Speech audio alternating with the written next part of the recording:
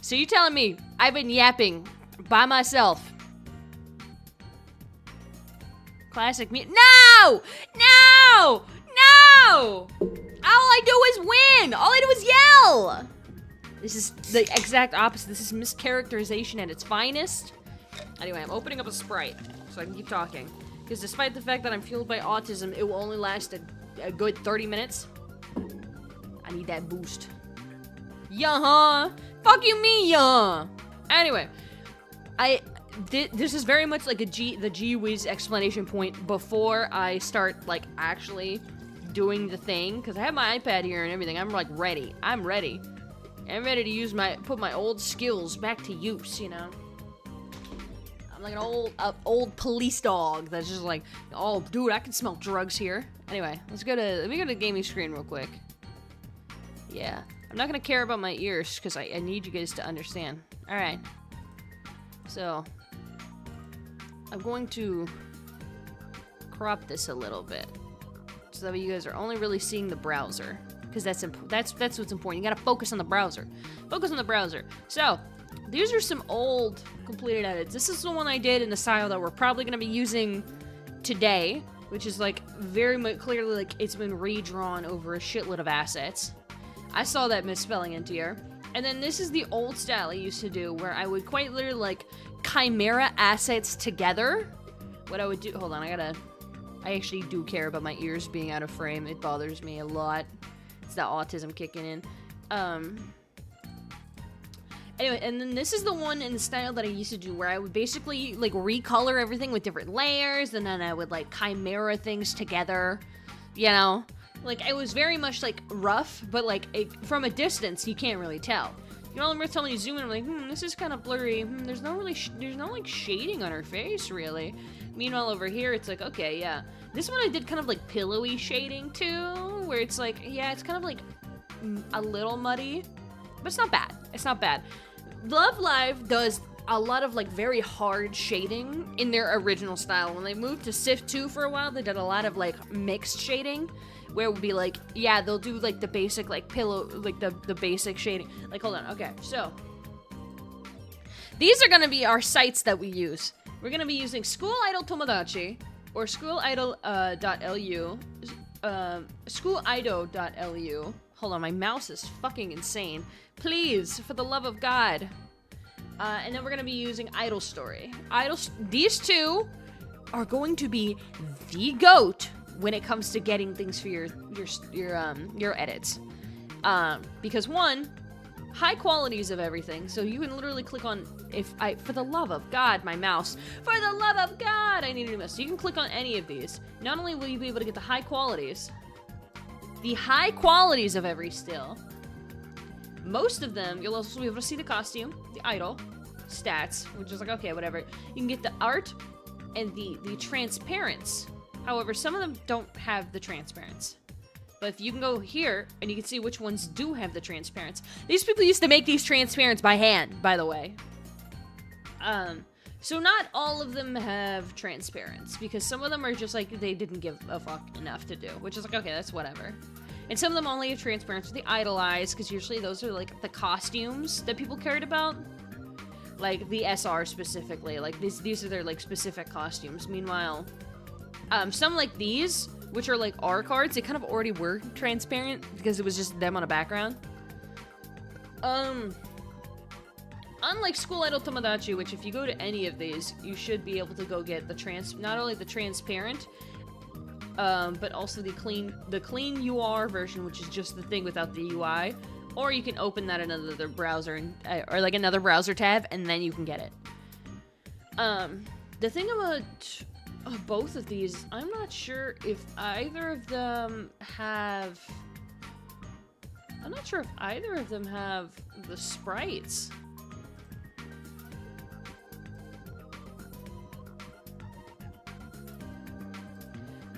Idol Story has the backgrounds, though. Idol Story has backgrounds, I think.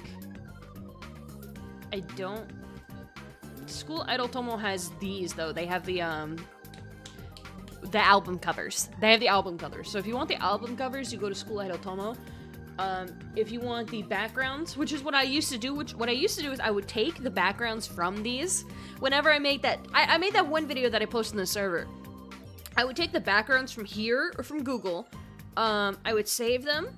I would make a bunch of edits to like little things in the background, so that way like it looked like this is a completely different like room than just the room straight from like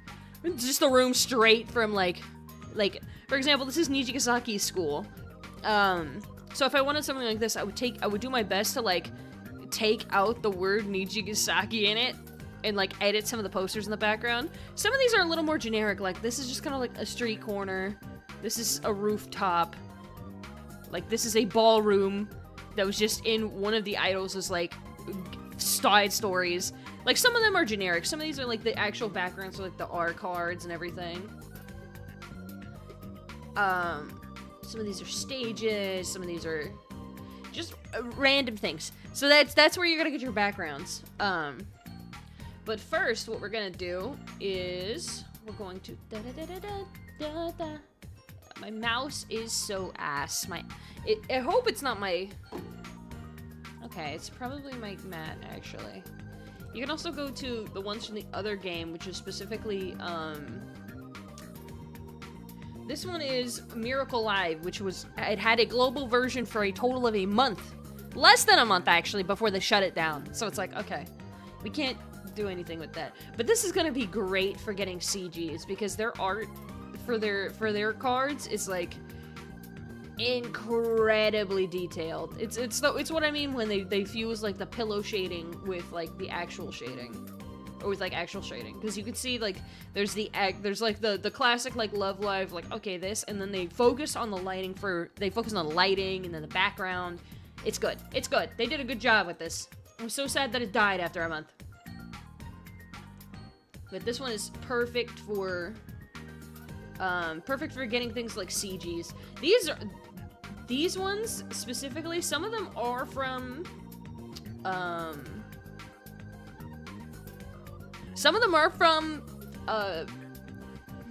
Civ 2, this is Civ 2, from, All Stars. All Stars was, some of these are just imported from All Stars. As you can see, the SRs look very cute, very plain. And these are, like, perfect for CGs. Like, adorable for CGs. These are so cute. But what we're gonna do is we're gonna go in School Idol Tomo. We're gonna go to cards. Because here's what we're gonna do. Today, there used to be another site where you can get sprites. And that site has since shut down, specifically their sprite section. Because technically those count as data mined assets, and you can't do that, which is so funny because these sites are up. But nobody cares because all their games are, well, all their games are dead. No games, lol. All their games are dead, so they don't care because this works effectively as an archive now. Hold on, I'm opening my popcorn because I made a little snack so I could focus. I could focus while I edit.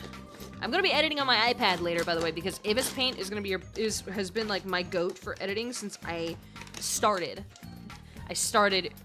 I enjoyed Love Live in my freshman year. Like, I got into it freshman year, and I started editing at my senior year. Oh. But Love Live is my goat. So what we're gonna do, we're gonna go to rarity on the side here. We're gonna hit N for normal. We're gonna hit go. And now, we're effectively gonna get all the NPC idols of the game. And this is where we're gonna look for our first pose. Now here's how I'm gonna explain to you how looking for your perfect pose works. We're gonna start with Yui. So we're gonna look at her body type, and we're gonna assume, because I just used Daya, because I wanted like a slender, like small chested body type. That's what I wanted for her. I didn't want her to, she's like very average height. She's like 5'5", 5'6". So what we're gonna do is we're gonna look for like, not a childish per se, but we're gonna look for like a slender, more elegant, like body type with like a smaller chest.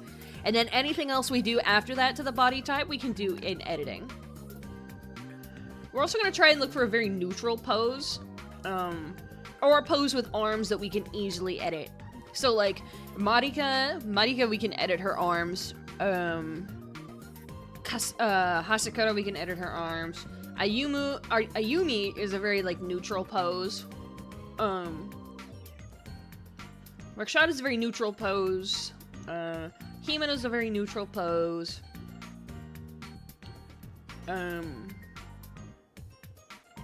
Seda could have been a very neutral pose, but having her arms up like that and blocking, like, a lot of her structure would make it a little harder. I took one bite of popcorn and I already have popcorn in my teeth. I can't believe this.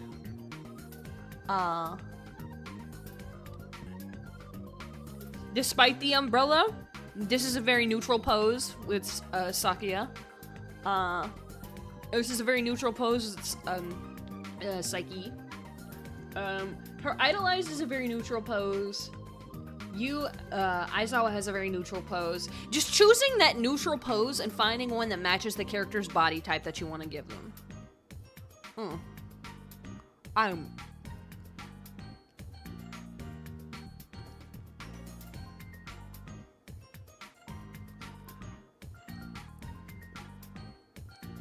Netanyahu aiming to get popcorn stuck under my teeth every time.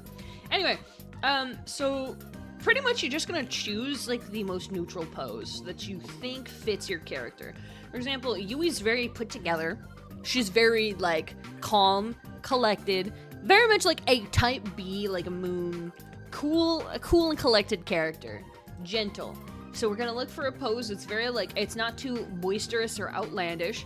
It's not gonna be too casual. It's gonna be more like Sugisaki or Shido here, where it's like kind of more like cool or neutral and put together. Kirihara might be a good one. Kirihara might have a good one. Or Rebecca, if I really wanted to make her just like a little bit haughty. And I could always change the secondary arm. Because remember, we're also thinking about this in terms of, like, sprites. So stuff that feels like it could be a sprite.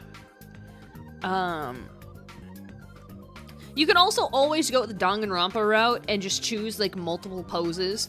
Or, like, choose different arms to mess with, you know? Like, for example, you can have a pose that looks like this, a pose that looks like this, and a pose that looks like this. And as long as you can match, like, the body type together while you're editing, you'll just have to edit them side by side, like I see a lot of, like Fangan artists do, where you're just gonna have to edit them side by side, which is fine. It's not what I've done before. I don't usually do that. I usually only pick one pose, and then I work with that.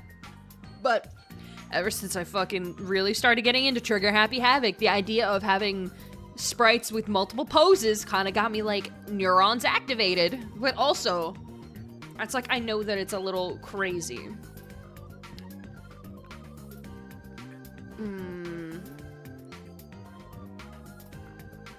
Let me think.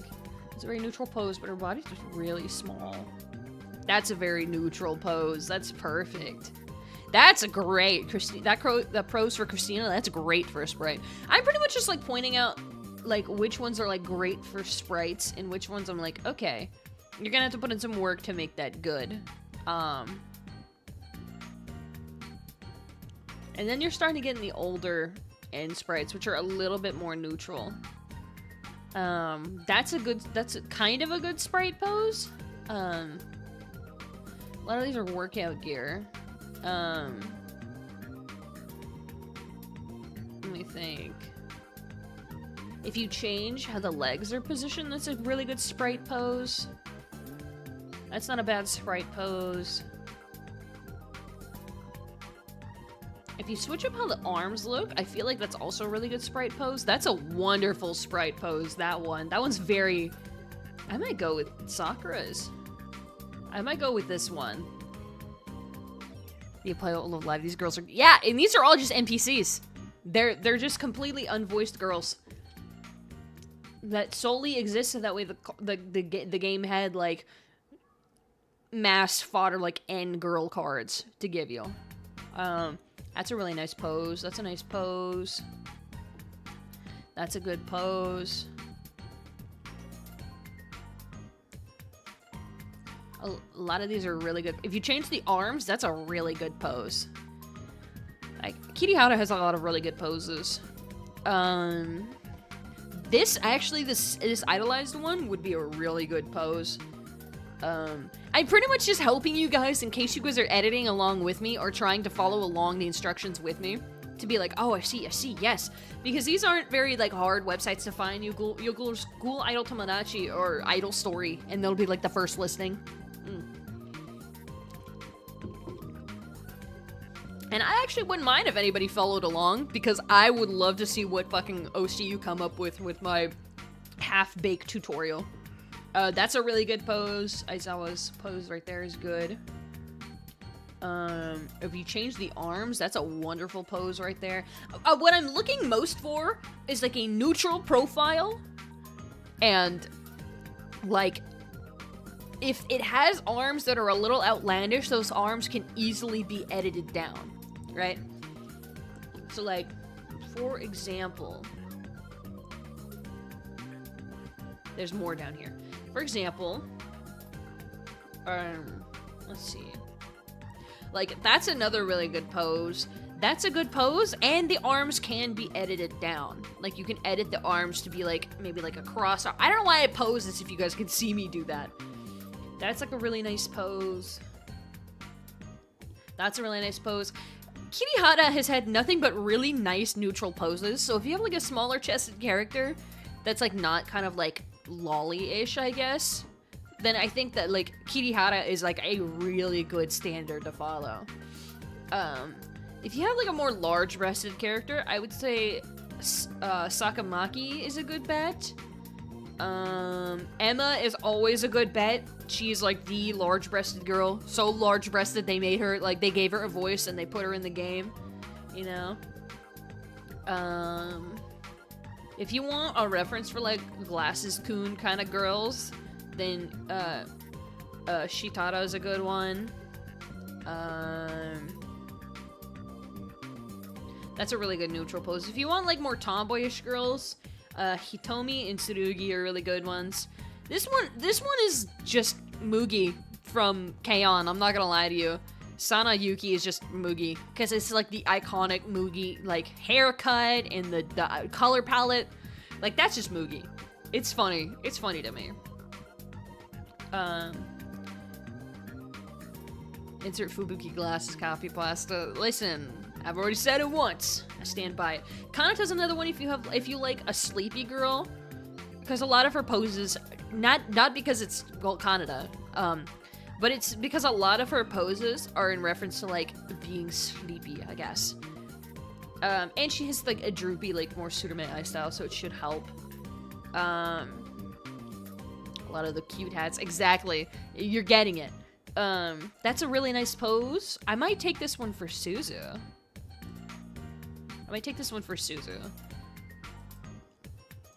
I feel like that works really well for them.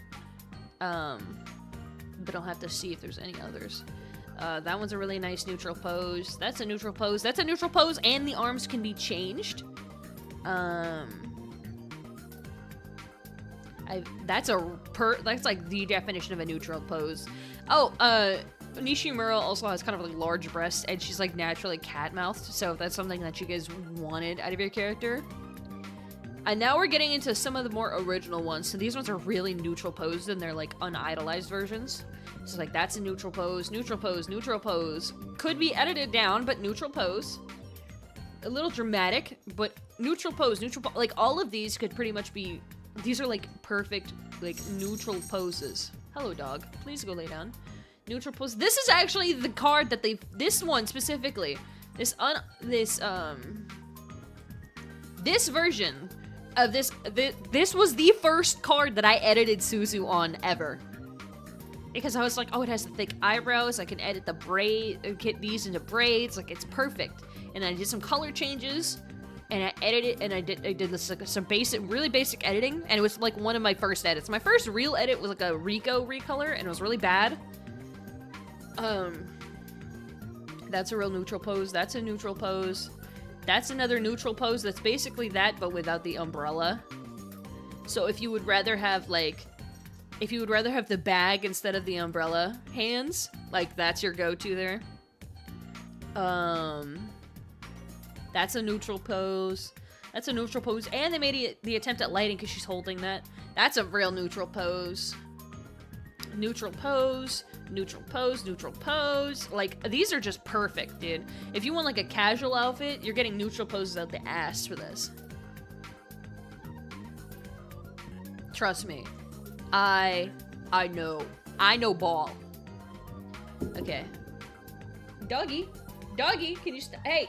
Can you stop smelling the floor and go lay down? Because you're getting really close. Go lay down. Go lay down. Go lay down. Go lay down. I gotta tell her to go lay down in more and more exorbitant ways. That's a neutral pose. I'm just kind of pointing this out so you guys know, like, that's a neutral pose. Mikoto is one of the ones with the smallest body type. So if you're making like a more lolly-ish character, you want to go here. However, keep in mind that she is like a very totalitarian character in her small little story. So a lot of her poses are not neutral, like at all. So there would be this one, and I think like her original. That's neutral, neutral, neutral. There's more. Trust me, there's so many of them. That one's technically neutral. You can totally edit it down. That's neutral, neutral. Neutral can be edited. Neutral, neutral, neutral, neutral. Neutral. Large breasts. Yeah, Sakamaki was like the end girl to edit if you like large breasts on your character, because she always had like cards where like you could tell she had. It's like, yes, we can see them. We can see them, girl. If you want a more deadpan like girls, usually people would go for Kurobane, like Sakura. Neutral, neutral, neutral, neutral. Neutral, though it's like, you could tell, forehead. Neutral. Neutral, neutral, neutral. Like, trust me, the list just goes on and on. I've even edited this as like a spread. As a fucking space. Sugoi dekai. Yeah, exactly. Fucking big as shit, dude. It's awesome. Alright. We're getting more and more down into like the original, like, normal cards. So you can see more of their personality. You see what I mean? Fukuhara has always just been like a very like she's so loud. She's so loud. There's even always like been mini sets within the normal girls. Like, let's see. Like there's this flowers right here. There's like a matching little like Princess of Samurai. The cherries. I like to call these like Halloween costumes. Little sweet devils. You know, they always have stuff like this, and it's actually really cool. Yeah, there it is again. There it is. Sugoi dekai. That's what we mean. That's what I mean. But it's really fun. Here it is. This is the original normals. You can tell because the pose is almost 1-to-1 between the normal and the idolized. Just the costume's different. So some of them will have a little bit of edited things, but usually it's like, yeah, that's the same costume. Some of these are really neutral, and some of them are not. Like that's pretty neutral. And if you wanted a better idea of where the where like the folds should lay, like where the legs should lay, etc., you would choose this one. Same for this. Very good glasses girl. This one is also good if you wanted to, like, you like this body type, but you need to be able to see the legs. That's also another big piece of advice that I like to give you guys. Whenever you're choosing something to edit and you're editing the entire thing, you're basically just taking the pose and just the pose, make sure you can see the legs. Because there's a lot of, that's what I'm talking about. There's a lot of poses that's like, okay, that's really good and all, but the legs look insane. I could tell that you really freeballed that. And if you're a really good artist, yeah, it's fine. If you're a really good artist, yeah, it's easy to do, right? Because you'll just do, like, fucking quantum physics and just, like, figure that shit out. Now you guys are seeing a little more like neutral. Like these are it for poses, dude. But you can also see their age, because you can tell. Like, that's really nice. That's really nice. I forgot Christina was a nun. It makes me laugh. Christina. Then we have our Yuri freak. I call her Yuri freak, but I'm pretty sure she's just like an otaku. Like a general otaku. But yeah. So I think what I'm gonna go for is I'm gonna use this one for Suzu. And then I'm gonna use this one for Yui. So you're gonna take your images. I'm gonna go... I'll go pictures. Love live edits. I'm gonna rename this Yui base. And then I'm gonna go here, do the same thing. Name this one Suzu base. Cool. No, don't close this. Because that is the easiest part of doing this. I just kind of scrolled through all of them just because I wanted to show you guys all of them. But I promise you, choosing your base is the easiest part.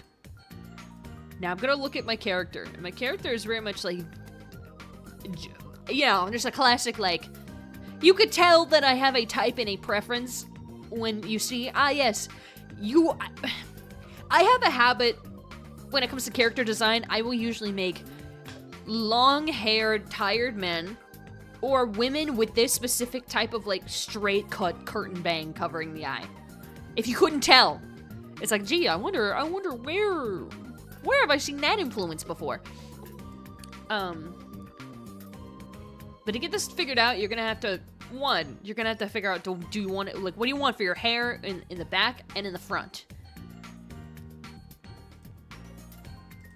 For her, I still want to keep this, like, straight cut bangs, and I want them to kind of fall off to the sides. But I think I want to give her, like, a shorter hairstyle, you know?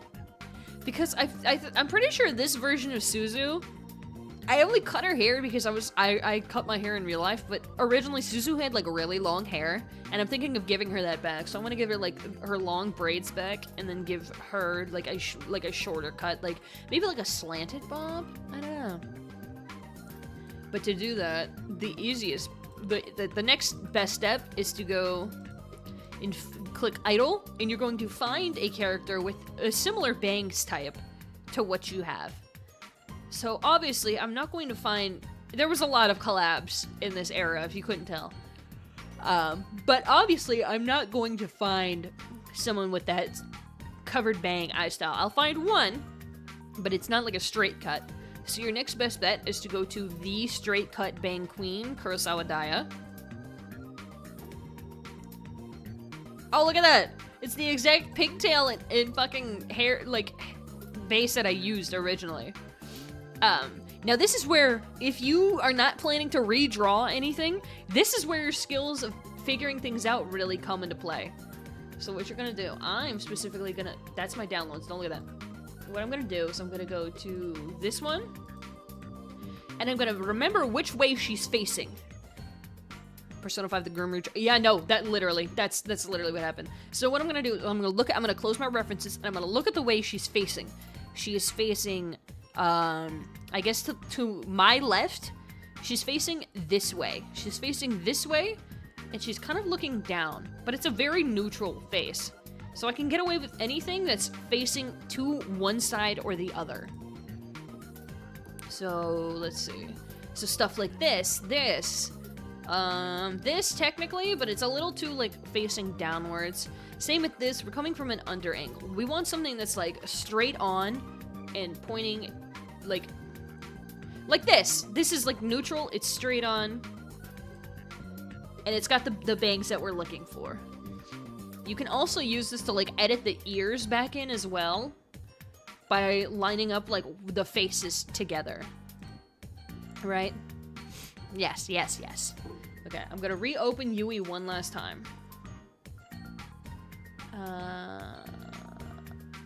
What? No, that's Suzu, sorry. Opening her GF instead. There. Okay, Yui gave a very much like it. There's. I know exactly. Well, no, I don't, because I don't think that's hers. I don't remember which eye I gave her. I'm pretty sure. Let me see Akizone-Meez real quick. Did I give her Akizone-Meez or? I did not. Akizone-Meez very round eyes. Love Live eye types, by the way. I'm gonna let you know, Love Live eye types are divided into 4 specific categories. All right, 4 specific categories. I'm gonna go just to all idols, and I'll show you exactly what I mean. So, Love Live, it's probably Umi's that I used. Love Live eye types are divided into 4 specific eye types, all right? No, it's Ayumu's. I used Ayumu's, I could tell. Okay, so I'm gonna actually separate it specifically to Aqua's because Aqua's has exactly what I'm thinking of. So, it had a persona. Yes, it did. Love Live has 4 specific eye types. You will have the sharp eye type. Hold on. You'll have the sharp eye type, which is usually used by like Daya and Yoshiko, right? You have the droopy eye type, which you can tell because it droops downwards. It's not so much with Mari, but it is a lot with Kanan and Hanamaru. Those 2 very much are like the pinnacle of the droopy eye style. You're gonna have the round eye style, which is, you know, round. This is usually used by like Chika and the brighter, kind of sweeter characters. And then you're gonna have what I like to call the unique, which is like one that doesn't really fit into any of the archetypes. So Riko would be a sharp eye style. Yoshiko would be a sharp eye style. And by technicality, well, I know I said that Daya was the sharp eye style. Daya is technically our special eye style because hers are much sharper than the other sharp eye styles, like noticeably so. This one is actually, this kind of phenomenon is actually a lot more prevalent if you go to Muse. If you go to Muse, right? So you have your droopy, you have your round, droopy, round, round. Konika's also a round. I don't know if they have any sharp eye styles per se. But they do have 2 special art eye shape styles, I guess, which would be Maki with her. She's the only one with an eye style this sharp, no underling. It's really funny. And then Umi, she has a unique eye style because it's very square. It's very square. So, is that so? What I'm gonna do with the eye style, I'm gonna go to, where is she? Ayumu. I'm gonna remove main unit. Hit go. And then I'm going to do the exact same thing I was doing before, where I'm going to look for someone who, one of these poses, which is straight on to the side. For example, like, let me see. She has a couple that are just her actual sprite, and then a few that are like nice little arts. I think this might be the best example I have of it. But I feel like it might be better if I find one a little more turned, because he has a very round face.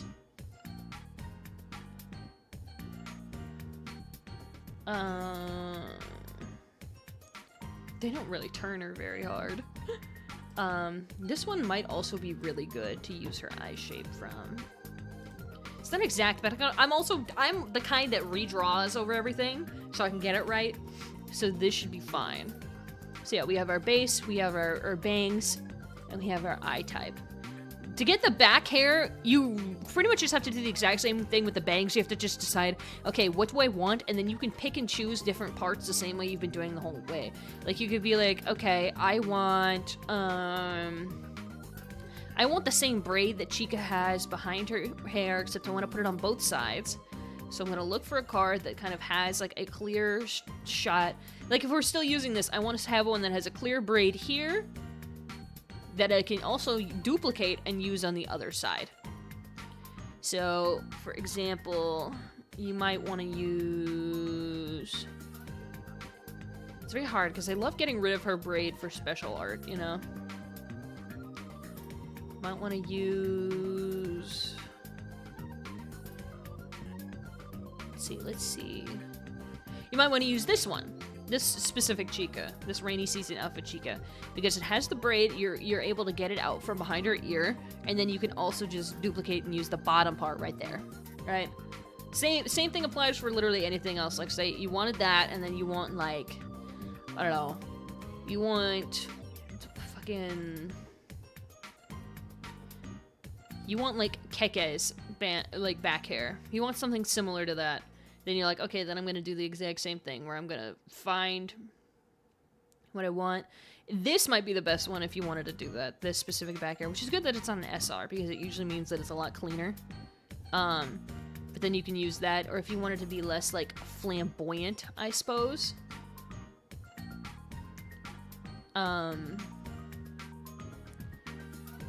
You kind of just do the same thing, where you... Keke, however, doesn't have a lot in this one. You'd have to go to Sif 2 to get, like, Keke. Because they did not include a lot of Liela before it died.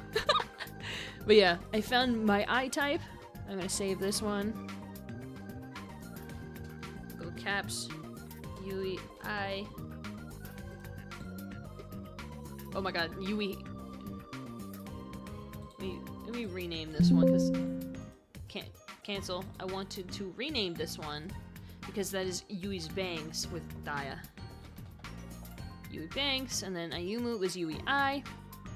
Perfect. Now you have... Da-da-da! You have your base. And then, of course, with the way that I'm doing it, I'm redrawing it so I can just redraw how I want the uniform to look, right? If you wanted to redo how a uniform looks, most of the time you are gonna have to redraw it. I'm sorry. That's actually how I started redrawing things, is because I got into editing groups back in the day, which were groups that would basically, like, they make an OC, they pick a voice claim and everything, and then they edit cards and do things as if they were, like, in the game and experiencing their own, like, little stories together. Right. So, one of them had a completely different uniform, and I was like, oh, fuck, I'm gonna have to learn how to redraw this. And I did. And ever since that day, I was, like, addicted to redrawing uniforms. So, I'm gonna redraw mine. But if you guys don't want to redraw yours, you can always just go back to, like, the end cards. Like, let's go. Let's pick Hitomi. You just take, like, a base that has, like, regular casual clothes, and then you could just edit over that. It's a good place to start. Or, if you wanted to learn about uniforms, you could pick one with the uniform and then just, like, recolor it. And that's my advice, anyway. Alright. I'm not going to close either of those, but I'm going to close all of this. Let me go back to the chatting screen real quick, so I can get set up. Because I'm gonna set up on my iPad. Me and my iPad against the world, dude.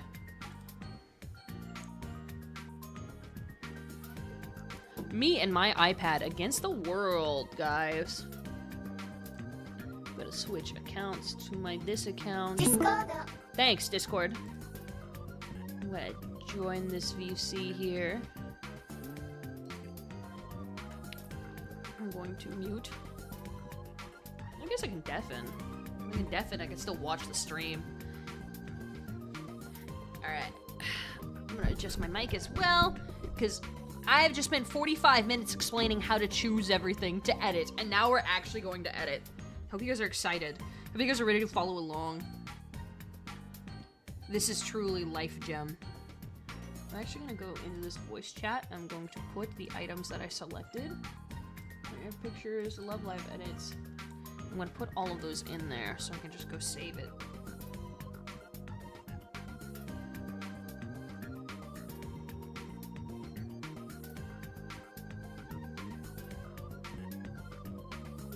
Yes, I'd like to join the voice on my iPad. Oh my god. Much better. There we go. Alright. Alright. And I'm gonna save this. I'm gonna save this.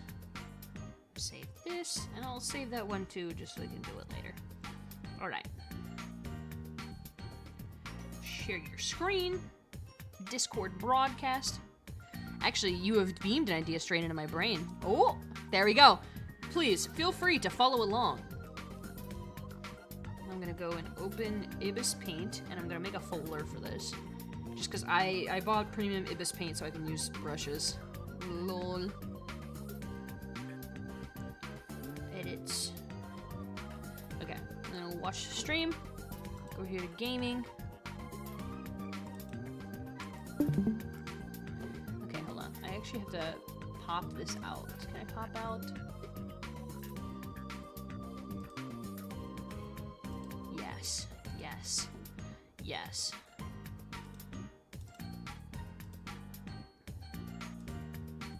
Is that it? Yes! Yes!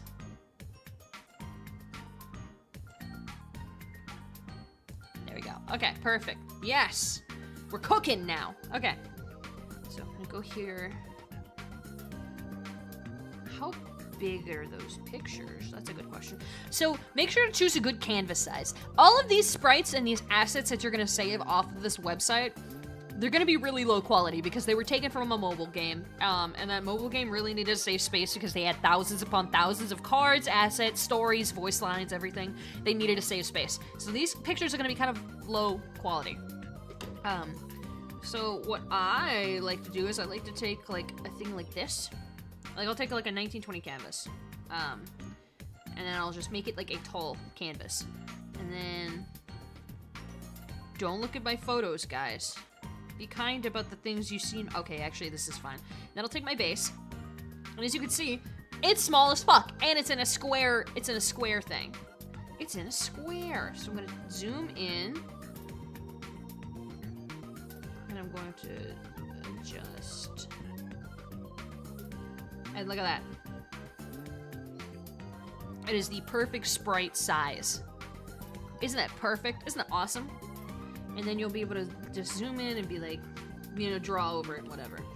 So I'm gonna take, Dip Pen Hard is going to be your best friend with this because Love Live uses a lot of just plain line art. Plain, clean line art. It should be plain and smooth, clean line art.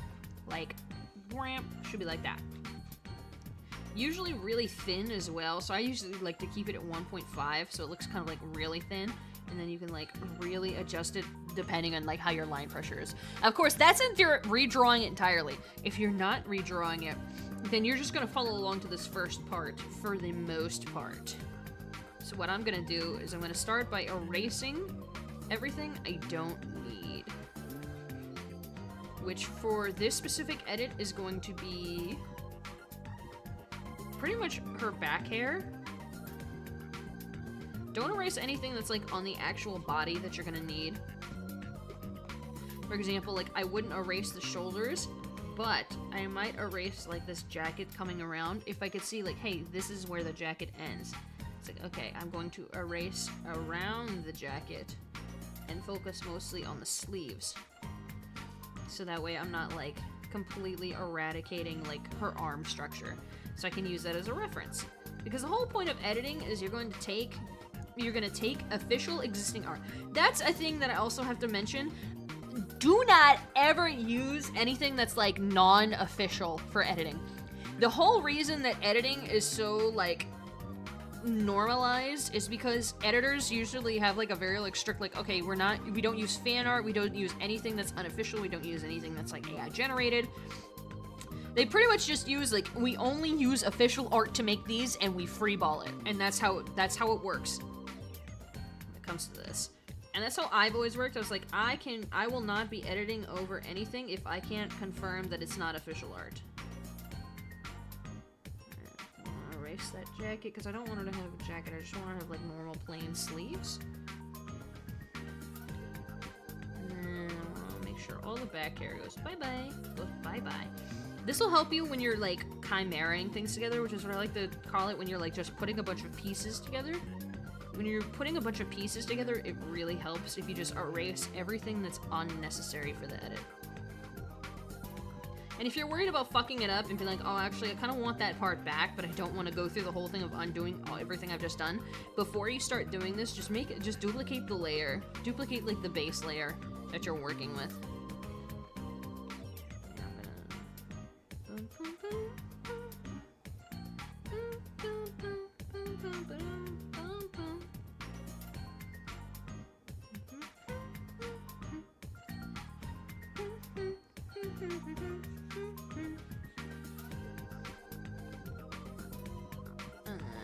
Just like that. I was just checking to see. Okay, and just like that, we erase the back hair on this character. Try to leave like a little bit. Like, make sure it's like rounded back here. Especially if you're gonna do like... If you're gonna, like, imagine you're gonna draw like pigtails and you just completely fucking decapitated her. Like, that shit would look insane. That would look insane. So that's what I'm gonna do for the first part. And then I'm gonna go back to my library. I'm gonna import my eyes that I'm gonna use on this character. And you can just zoom it in so it's like as big as the... Well, I just picked the bangs, but I can still do the lesson that way. For the bangs, what I'm gonna do is I'm just gonna completely erase everything that's not the bangs. So for this one specifically, I'm gonna keep the ears as well. I'm also gonna keep these side bang pieces just because it helps me visualize the ear, but I'm only really gonna use the bangs. So you're gonna erase around that like this. I'm also gonna keep the chin because again, I'm using this not only for the bangs, but for this part can be a lot sloppier unless you're not drawing over it. That's what I have to specify. Unless you're not drawing over it, this part can be really sloppy. I am, so I'm getting a little sloppy with it. But for the sake of the lesson, I will be much cleaner with it so you guys know exactly what I'm getting rid of.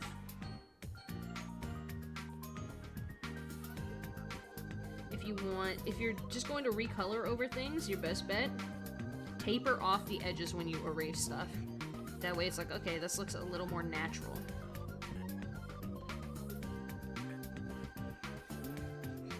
But again, I'm erasing just like the neck portion here. I'm gonna keep the face because I'm going to use it to redo like the chin and everything because I want a different like bang style than what my base has.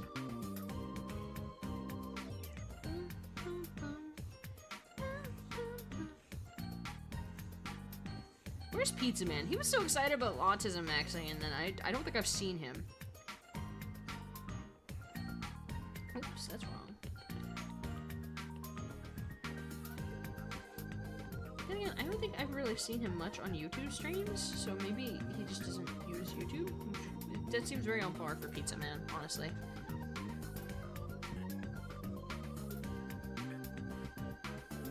There we go. And those are bangs. Alright. So to fix this, I'm gonna lower the opacity, sent to the shadow realm. Damn. Maybe he's lurking. Perhaps. So what I'm gonna do, I'm gonna make sure I can move this around, and I'm going to try and line these up best I can. This is just if you're gonna fix the face. I'm lining this up best I can, so that way when I undo it, it's kind of like, okay, this looks fucking crazy, but at least it like fits in a little bit. And then that's exactly how you want the bangs to look.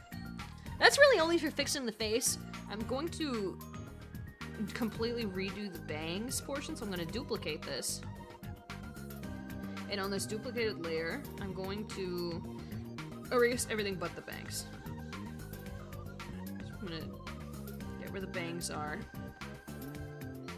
And this portion, again, I'm going to do sloppy, but you already saw what I recommend. I recommend that you, especially if you're not going to, like, recolor anything, or like if you're not going to redraw anything and you're doing it solely off of just like editing and recoloring, that I recommend you do it a lot less sloppy than I'm doing it right now. But erase the bangs, and then I'm going to put all this back on, and then what I'm going to do is I'm going to just basically like stretch and move this around until I have what I want for the most part.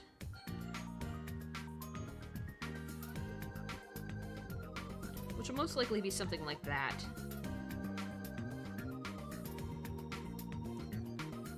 And it's like, okay, that's cute. That's not bad. And then I'll go on this lower layer here. And then I'll try and take the skin tone. And then I'll take a felt tip pen hard.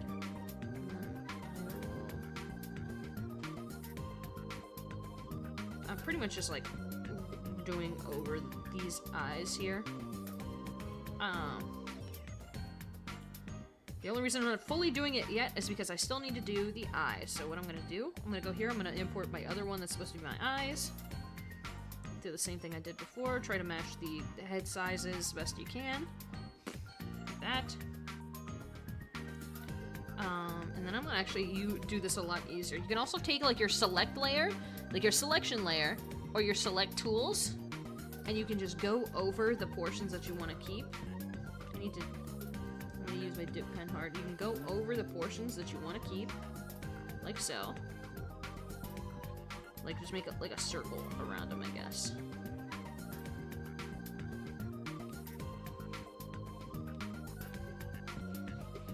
Do this.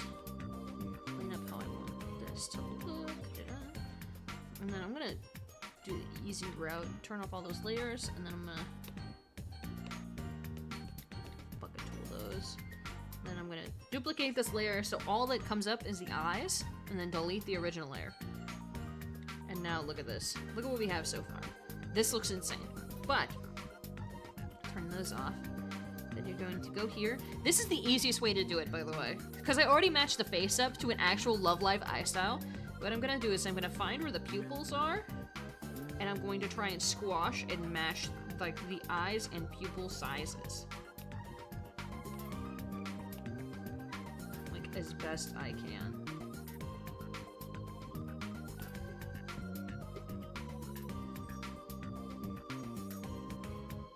Because if you can match the pupils,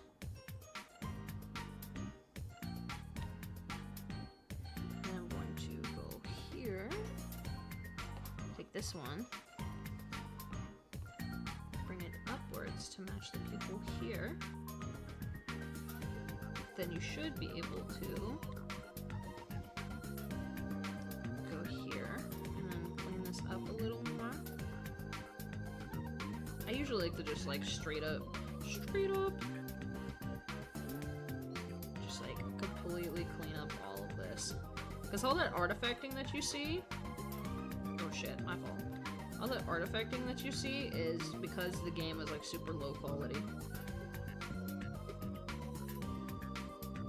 That's what it does to give you the illusion of like a really nicely rendered face.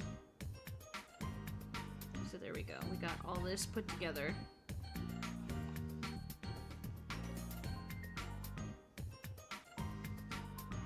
And I'm gonna switch back to this. I'm gonna color select the... Yeah, Love Live also usually uses like a really dark brown line art. That's why I have that saved. But I'm gonna just go over that real quick, just so you can see where it's at. See with the nose. And the eyebrows, for reference, are gonna be right about there. Actually, let me turn that off. Turn that off. Make a new layer, and then I'm going to pretty much just reference like where the eyebrows should fall on this face type. Boom, boom. Now you have eyebrows. And while it looks super crazy right now, trust me, this is how this is how I used to do this like all the time. And then I'm also going to take like, I'm gonna find.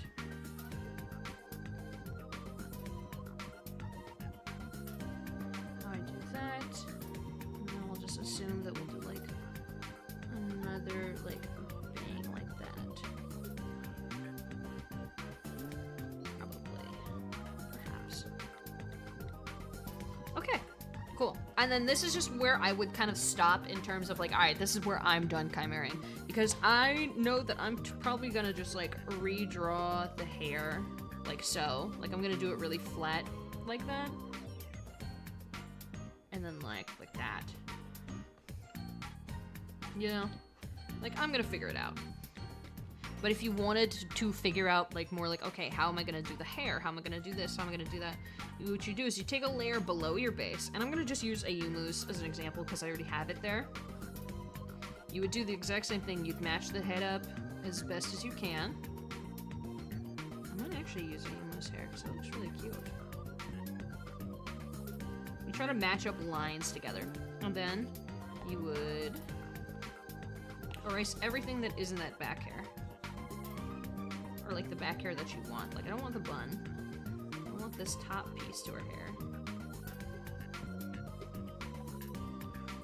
And I don't want it to be too out there, like, exorbitant.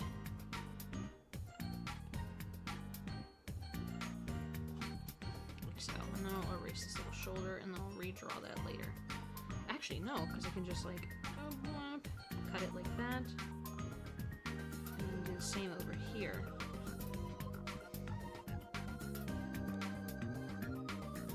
Like so. And then I'm gonna personally do this mesh form thing, just so I can, like, really adjust where the pieces lay at the very end of it all. Just to make sure, like, okay, yes, we have it. That's where it should go.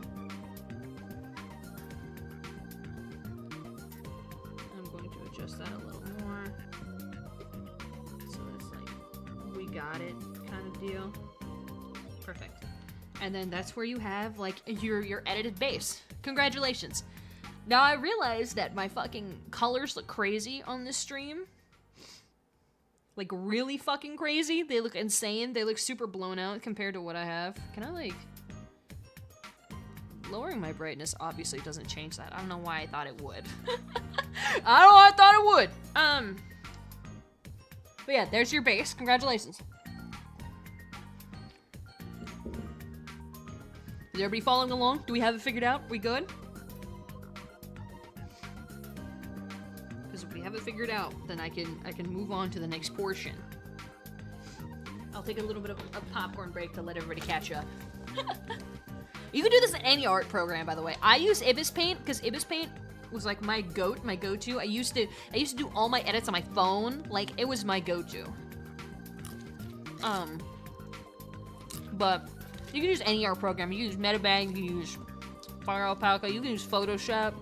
I know people use Photoshop. It was crazy. I was like, why are you using Photoshop for this? Go do something, man.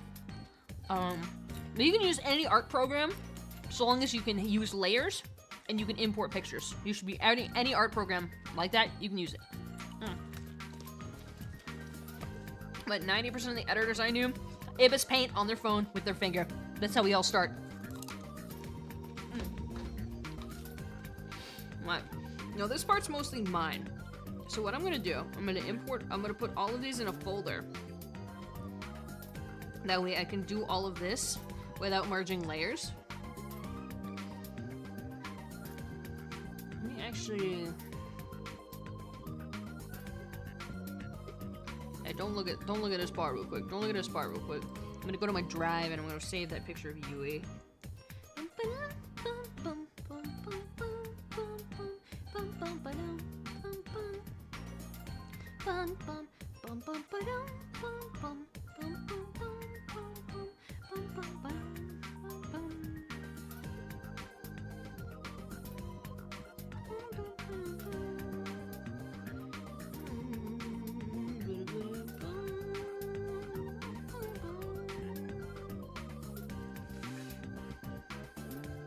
Wait, I have them on Discord. I'm so silly.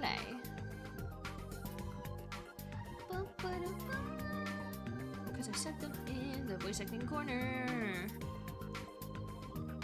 I'm so smart. I feel so welcome. Okay, perfect. Window capture, turn that back on. I'm gonna go to my reference window. This is just what I'm using this for. Look at that, it's Haru. Hi, Haru. This is so I can get eye color, hair color, skin tone, or whatever when I do this. But essentially, I'm just gonna redraw this whole base. That's what I'm gonna do. Minus the face, because the face is gonna be done later. I'm gonna do a new layer over this. I'm gonna choose like this neutral red so I can see where my lines are going. And I'm pretty much just going to do exactly what I told y'all before. I'm gonna use my Hello? Hello? There we go. I'm gonna use my dip pen hard. That's the one I always use to this because it tapers off. And I'm going to go over the lines best I can. And I'm gonna make little tweaks here and there wherever like I feel like, okay, this is where this is gonna happen. Like for example, I'll do that instead, and that instead.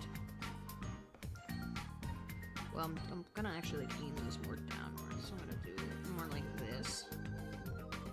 Same with this. And I feel like doing with the straight. Things like that look really nice. I try to keep all my lines as straight as possible, but this is Yuri, so I don't think it really matters. It's Yuri, it's fine. That people want it. That people want it wiggly and strange.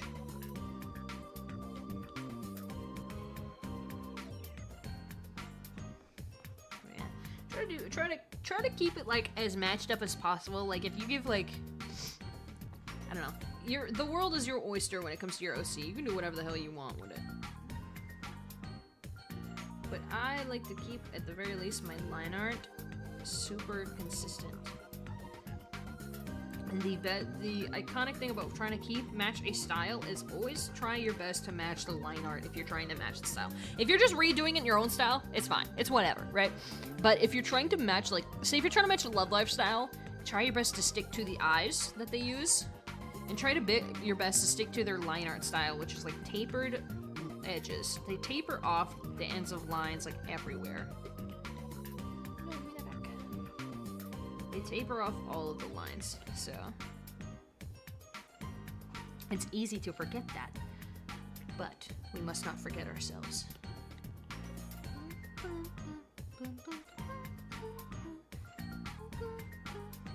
Actually, a lot of my art style comes from just doing redraws over Love Live. For Love Live edits, just over and over again. It's where my eye style comes from. It's where like the way that I like to render and shade comes from. Like it's how I used to do it. That's just how that was my game. That was just me and gang. That's how I learned a bunch of like art things that I needed to know. And then I just kept doing them when I was doing actual art. Time.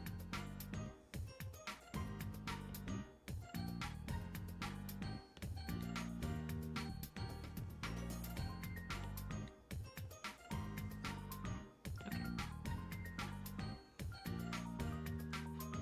Trust me, the pain of not drawing the line right still kind of stays even when it's just edits. It will always be there. It will always be with you. Many doors, yes, old boy.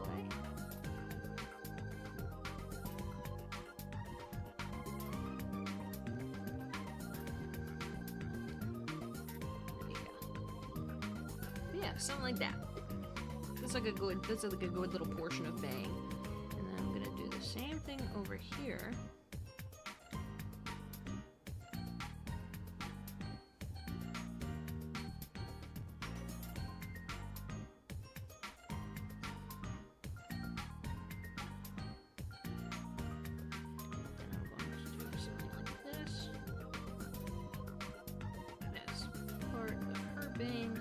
See, I like to freeball it just a little bit while trying to match the style.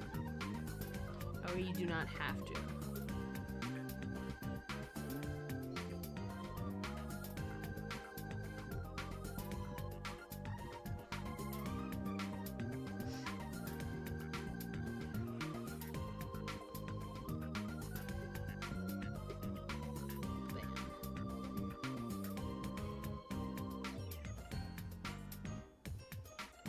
You're gonna just really do your best here. Now, if you're not redrawing things, I'll pause this real quick because, like, that's not bad. That's cute. If you're not redrawing things, here's what you're gonna do to try and color match things. You're gonna take everything that's like a color, and you're gonna try your best to move you out of the way. you're gonna go to your effects, adjust color, grayscale, and then you're gonna do your best to get them all to the exact same shade. So, let's just say we're gonna try and match. We'll go grayscale, and we're gonna try our best to match that shade of gray. So we'll go up to the bangs up here. We can grayscale it.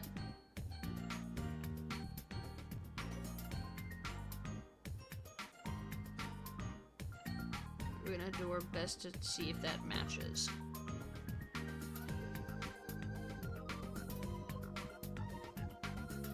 Hello?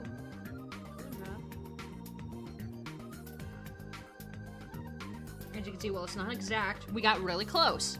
So what you're gonna do, you're gonna try to do that for every like piece of like hair that's like colored, and then you're going to go. What I used to do is I would go to monocolor after that, and then I would choose a color, and then it would usually get it to however I wanted. For example, if I wanted like use like solely blue, use like a little blue and like a little purplish. So we just take it over to there, and then bam. And of course, you can do it differently. Like if you want the hair color to be like darker or brighter, you would just, you know, change where your base like grayscale is. But it's not too hard once you get that done. You can also choose like a layer and just like color it gray. But advanced techniques, or basic techniques, I guess.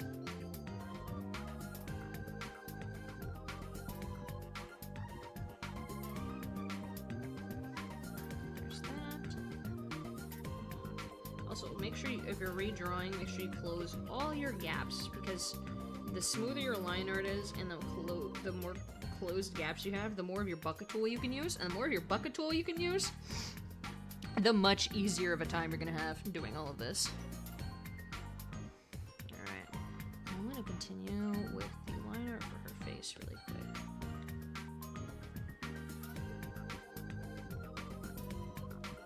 Try to also get your line art as smooth as possible. This is how I got really good at doing like really smooth line art, because I really wanted my edits to look really good and really official, and the smoother you did your line art, the more official they looked.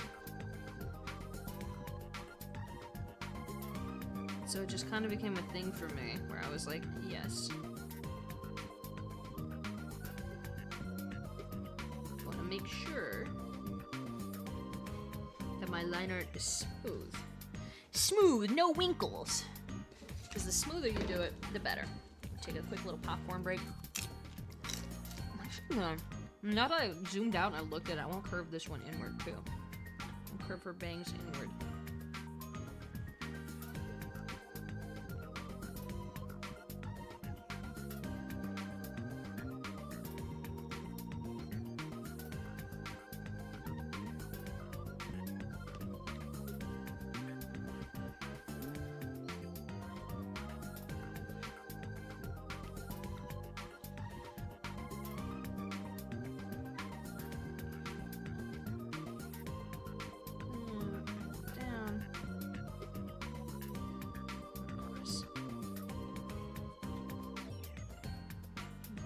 Why aren't you cleaning that one line up? You gotta realize Love Life has a bunch of just random fucking bullshit lines just in their art sometimes. And it's like, alright, where does this go? It's folds and layers. This is also how I learned how to shade. Because I would literally just do this motion. Whenever I would shade, fill tool, multiply. Like, it was that easy.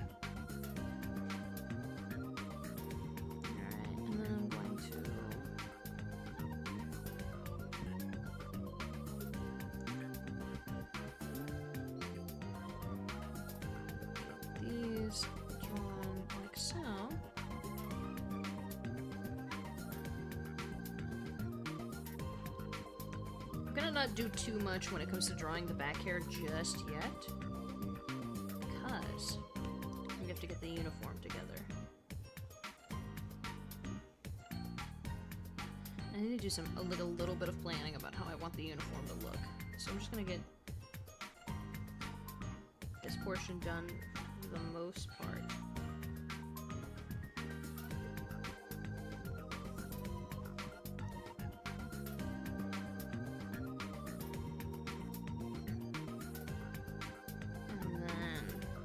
figure out how I want to do the rest of everything.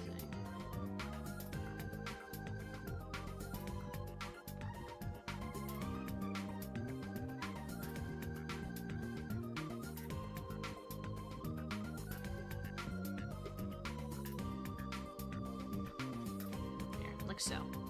With that, hair and head is complete. I'm gonna oh, there's a line missing, like, right in the fucking center. Me when I'm silly. Teehee. Yeah, once the hair's complete, that's when I get into the nitty-gritty, which is the uniform, which is honestly the hardest part, because I struggle so bad sometimes with the uniform design. But it's been years, so I might be a lot better. Who knows? I'm gonna switch to blue so I can see what I'm doing. Actually, I'm gonna go back here, I'm gonna go to red, and I'm gonna do the neck as well so I know where the neck lies.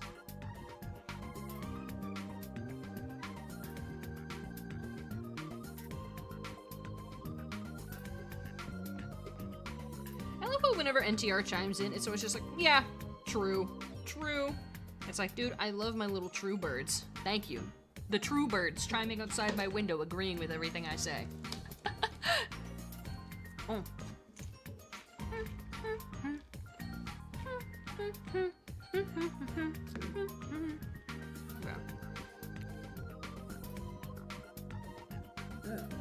So, the Yuri story takes place in a girls' academy for the arts. And originally, we had what Suzu's uniform was, which was like that red, like, sailor uniform with the long skirt. Not gonna lie, it was based off of, like, you know the Oron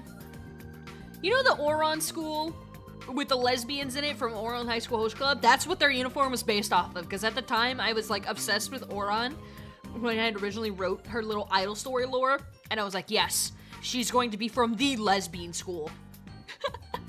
And then the uniform just kept adapting and changing over time.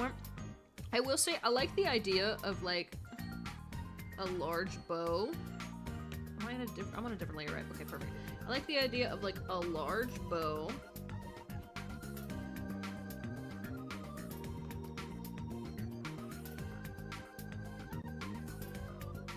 Like, a large bow. Not this large, but, like, I'm drawing a large bow and I'll shrink it down so you guys just know what I mean. Like, a large bow with, like, a long cascading ribbon. I'm gonna shrink this down to, like, the actual bow size that I want, because that is insane. So what I was thinking is, like, a large bow. And then I'm going to use perspective form to actually get it to how I need it. A large bow, and then, like...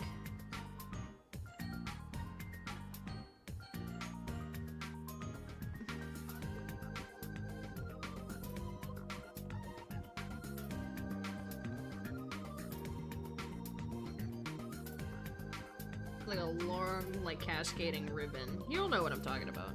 I'd have to remember how to draw it. Google is my best friend. What I want, go here,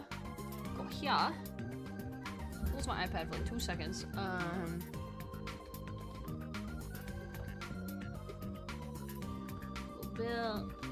It's funny if the lesbian school has the exact uniform I'm thinking of. Lobelia Oron uniform. Because I'm trying to think of Lobelia Girls Academy. I'm trying to think exactly how they used to draw those ribbons. Yes, okay.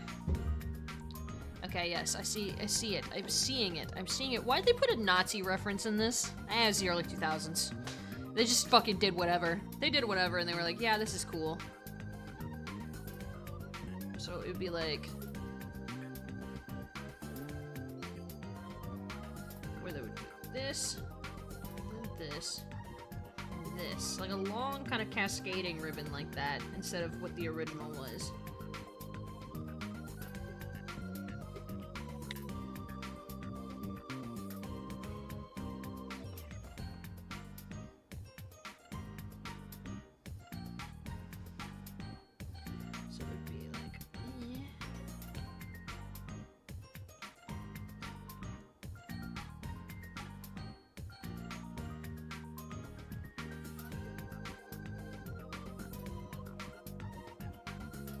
a long cascading ribbon like that, I feel like would be really nice.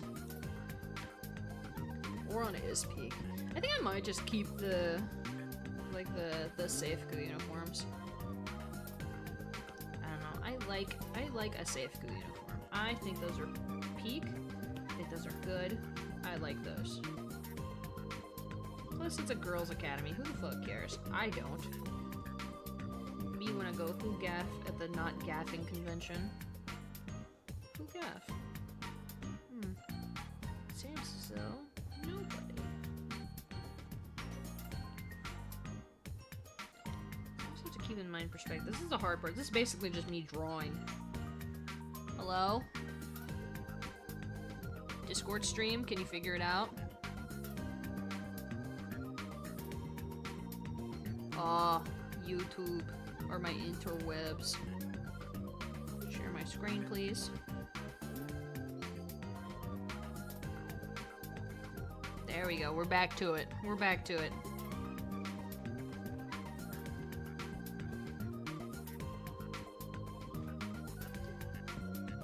Yeah, that might be good.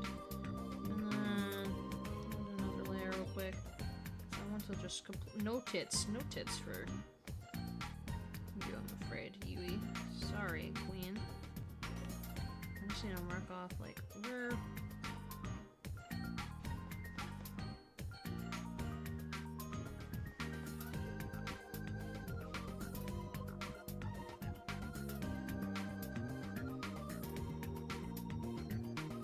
There we are.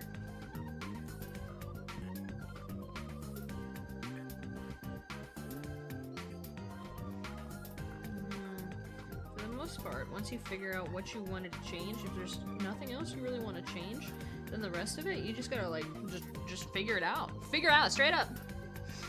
Like, for example, like, I want to have, like, long-sleeved uniforms. I like long-sleeved uniforms.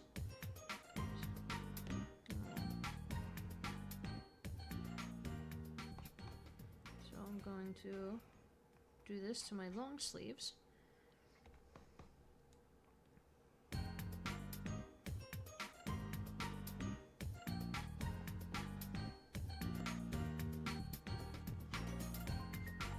Same thing over here.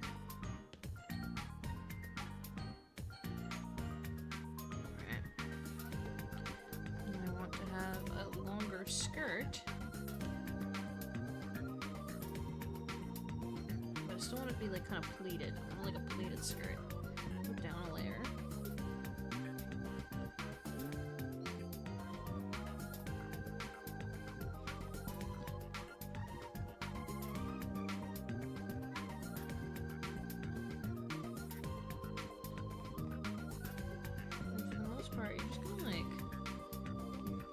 For a lot of this, what you're gonna do is quite literally called just do your best. Literally, just do your best. If you think, yep, that feels like it would work, there you go. Congratulations, you've done it. Just keep doing it.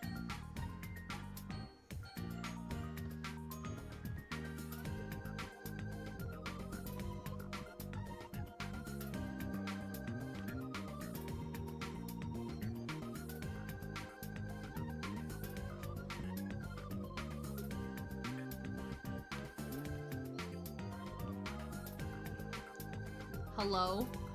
Can we figure it out? Can we figure ourselves out here? Oh, I really wish I had more fun drawing on a screen tablet, because I have a screen tablet. My greed sickens me, really and truly.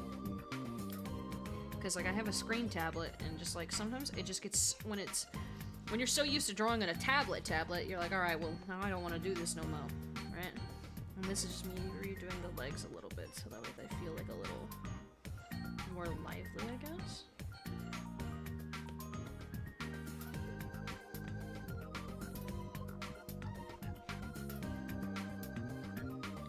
And then with that, you can kind of just see, like, okay, this is what I'm working with the body. Let me go up here and erase this little flatter portion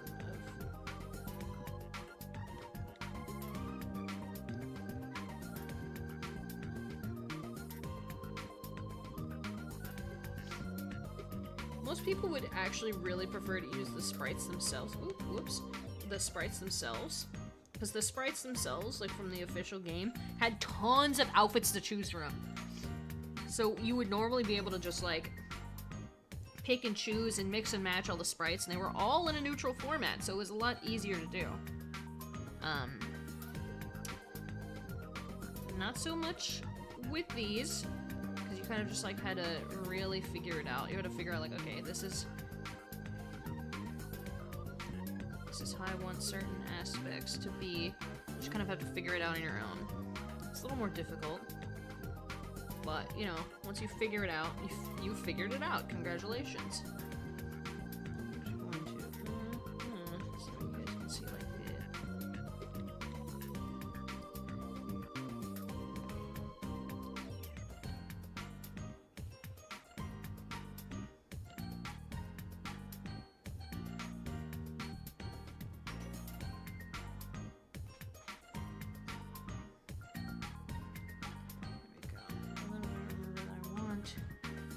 Sorry, Yui, please get out of the way. Stuff like that. I'm gonna erase everything that's over here, because it's not gonna matter. Yeah. Editing helped me get better at art, because at some point I was just doing art, like, art with slightly less steps. So it's like, alright, at some point I just gotta just do the art. At some point I did. It's helped me grow my art exactly how I want it, which has been really nice. Because I've always liked, like, yeah, I like all the shiny styles and whatever that people do, but in reality, I really like just a plain style. I love the Love Live's, like, basic style, because it's very plain. It's very plain, there's not too fancy rendering, but, like, it always looks just nice and pretty and clean, and I like that. Alright. Now that I've figured out how I want the uniform to look, I'm going to get those hands on this fucking, on this.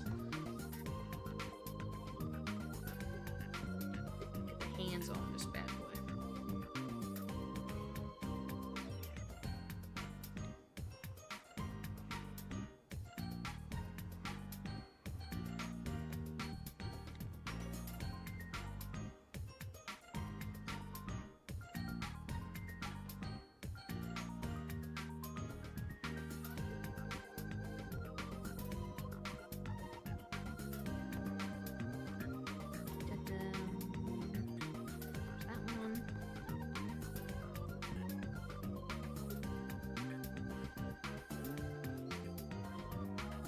That's also where I got my art habit of not really drawing fingernails unless there was something on them, was Love Live.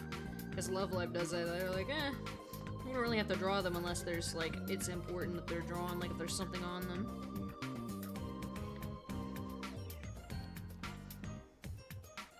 There we are.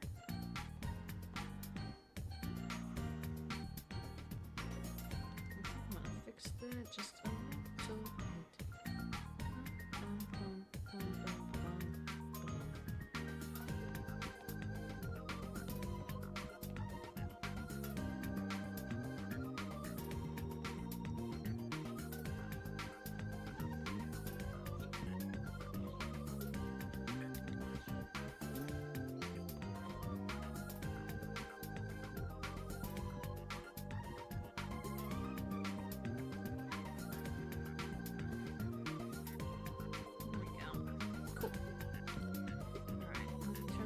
Now we have essentially what we need. I'm probably gonna make a lot more tweaks as I draw this. Kind of like the way this is looking. Yeah. Alright, the last step is to obviously, she has no face. She has no face. How are you gonna do that, perhaps? Well, I'm gonna turn off the bangs, and I'm going to get the eyes done.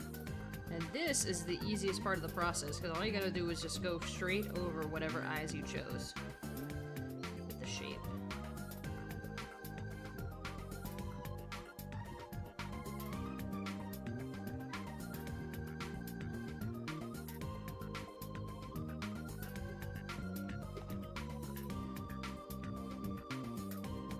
also where my eye shape comes from and how I do eyes is Love Live. Trust me, I am the specialist boy ever when it comes to Love Live.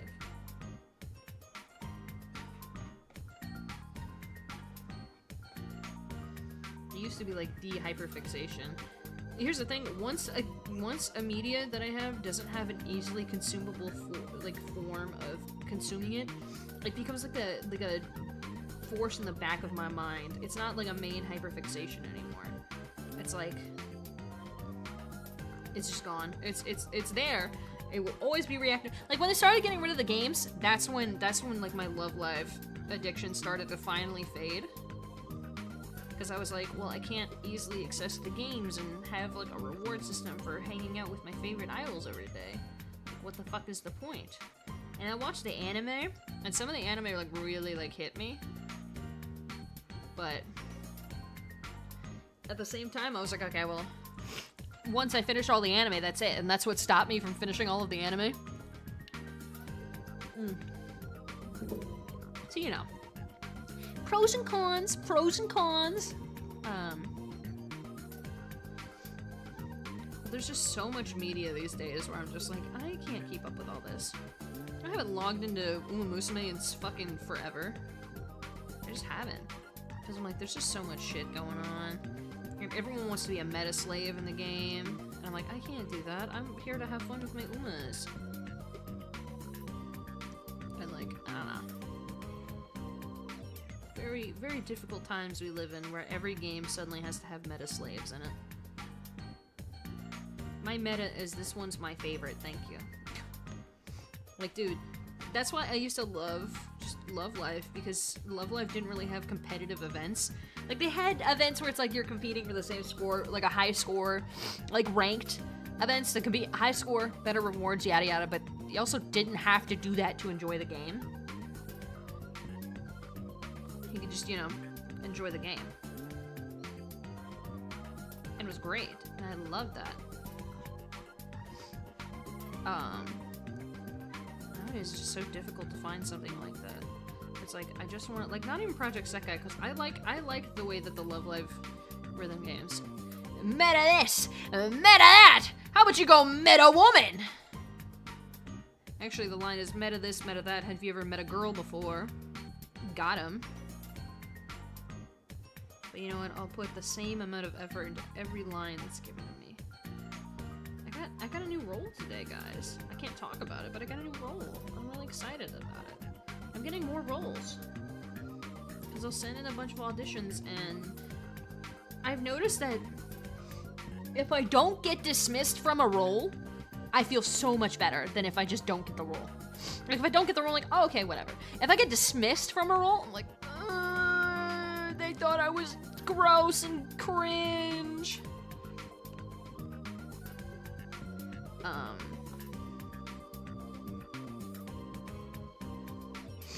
Which pains me every time it happens.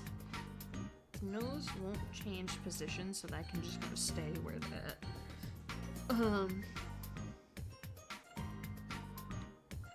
There we go. There's that. The Love Live gaze. Thank you, thank you. Love Live gaze. That's just the whole cast. But shh. Yeah.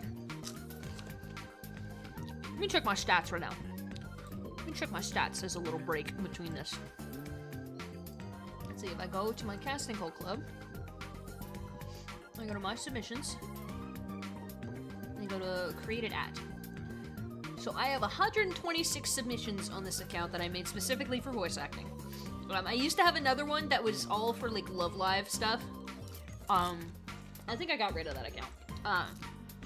But 126 submissions. I've been chosen. I've been chosen. Oh my god. Almost died there. I saved my own life though. CPR certified. Not yet. Not till the 27th, I think. I've been chosen for 19. I've been shortlisted for 12. I've been dismissed for 28. And 63 of mine have been reviewed, and 16 are just sitting unreviewed. which is really funny because some of them I submitted of May last year, and they still just haven't been looked at, which is really funny. Speaking of, I really need to redo my demo reel. I have to do that. Very, very important. Okay, so yeah, essentially, I have like the sketch version of the uniform down. I have all this other stuff down. And I have the base of the eyes down. So now what's gonna happen next is I'm going to make the expressions that are gonna happen. Because this is the line art for the eyes. I'm confident in how the eyes look. And this is kind of where my style kind of shines through, because I love adding those little like thingies at the end of the smile. So then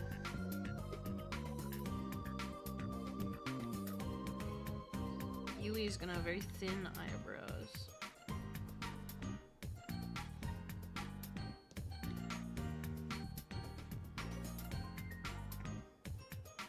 I'm gonna duplicate this layer. Then I'm going to change this to a more like, what's that shade's got? This is where my mouth style comes into play, because if you can notice, Love Live mouths always have like that little like thingy missing at the bottom. I love doing that. I've always loved doing that. Did you know I'll have more bias towards like a VTuber model or like an artist if I see that they do the exact same thing, because I'm like, that's my roots. Right, and I'll go here, back here, and I'm gonna turn this to more of like a concerned smile. And that's as easy as just changing the eyebrows. I'll go here, and then I'll just change the eyebrows like so. Duplicate.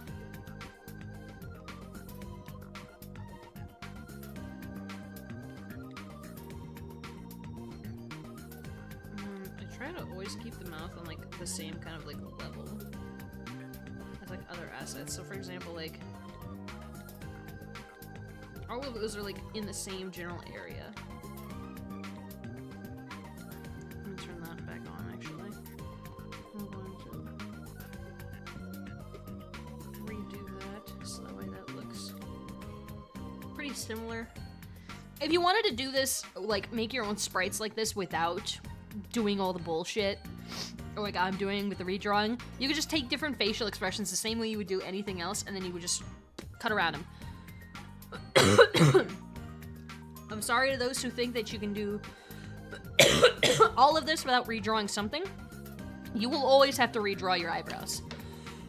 I have a popcorn kernel stuck in the back of my throat. I'm gonna die. You will always have to redraw your eyebrows. It's just a painful fact of life. Is that eyebrows will always have to be redrawn. Concerned smile. Oh. I think that's good enough for now. You can also do the same thing with the eyes, where if you want different, like, eyes, dying is bad for my health, this is true. If you want different eyes, you can do the same thing you would do for this, and then you would just, like, redraw over them. Because there's a ton of, like, closed eyes, there's a bunch of winking eyes, you can do all of that, you can figure it out. It's not too hard once you get, like, the momentum behind it. Alright, so there's pretty much our base for Yui. And then I'm gonna merge those together. Turn that off, and I'm gonna turn that down. Again, this is all just like the tutorial for like if you're redrawing pretty much everything. It's so funny because I did my hair, actually, hold on. Unmerge those fuckers.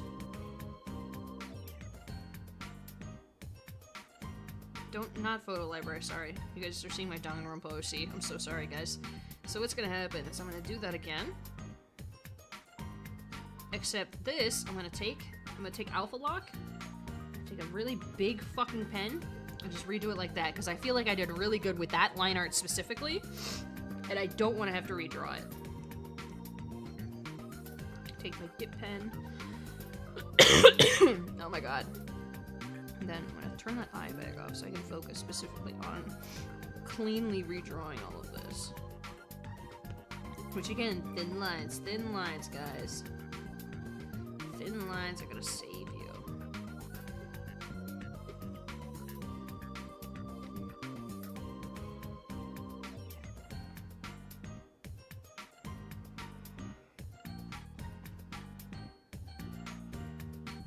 And a trick I learned that if my lines are like getting really shaky and I can't do it all the way, what I do is I'll stop it at a certain point, and then I'll recontinue it at a similar point down below, and then I'll just connect the two later.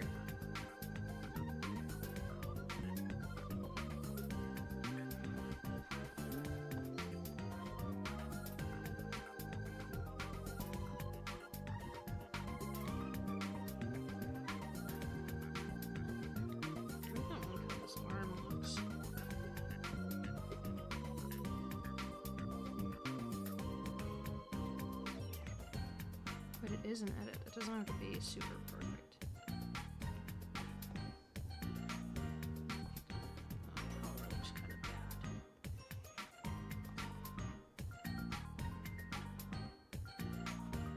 That looks much better.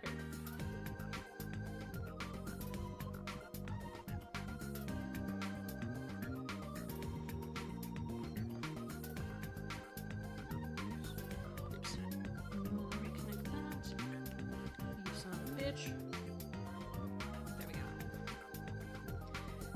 I wonder if May is still here, because I saw her comment at the beginning of the stream, and now it's been like almost 2 hours. I have not seen her since.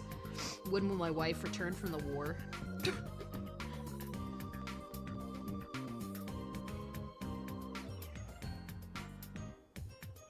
looks bad.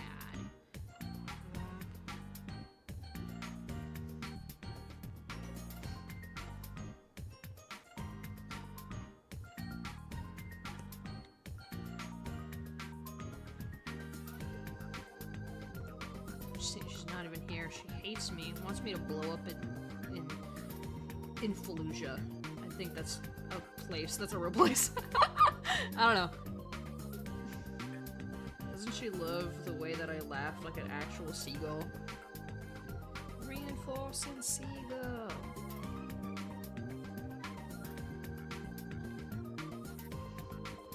I personally think my seagull laugh is charming. It's silly and charming. It's funny and it's cute and it's charming and it's silly. And I think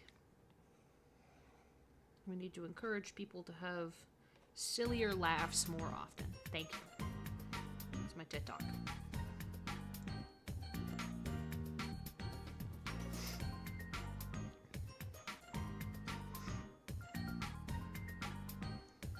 Gonna do is I'm gonna make this go out a little more, so like I know that like it's like arm goes over the chest. I just want that to feel a little more natural when I do all this.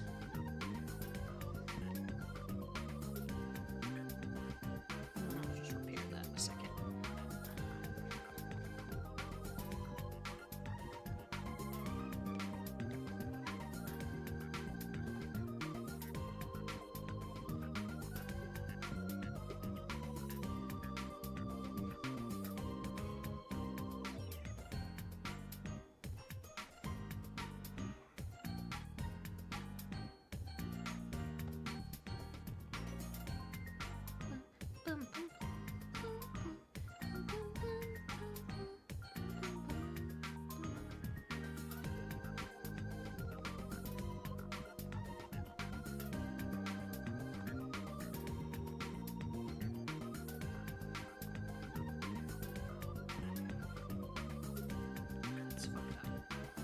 Fucked up and wiggly. Damn it.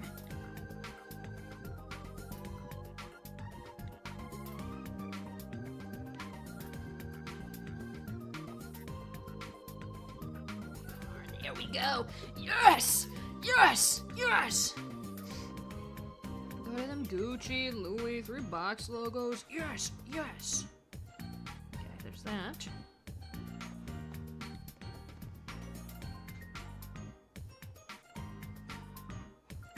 Sometimes I'll hear the click of like a thing has been reversed, and I don't like hearing that.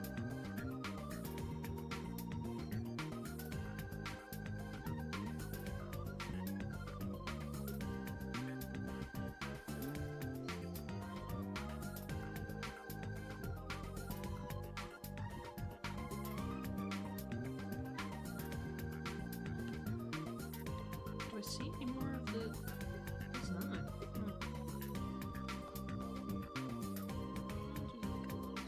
No, I won't. I'll follow it faithfully. I'll follow it faithfully. Okay. I actually feel like the bow could be rotated, like, ever so slightly. I'll fix that on the...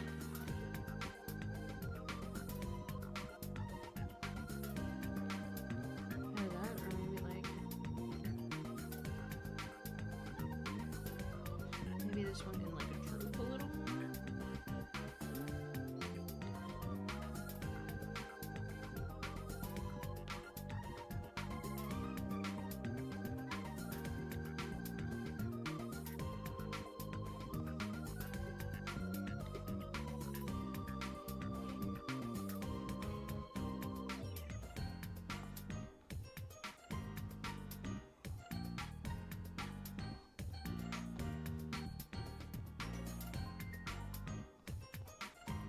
That's not bad. I like that, actually.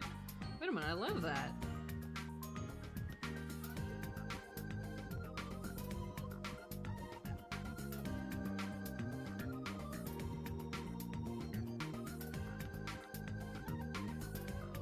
I wonder how many people are actually just like working along with me, because that's very fun. That's very fun to think of. It's like, yes, teacher Rosaria, we love your instructions so much we had to follow along.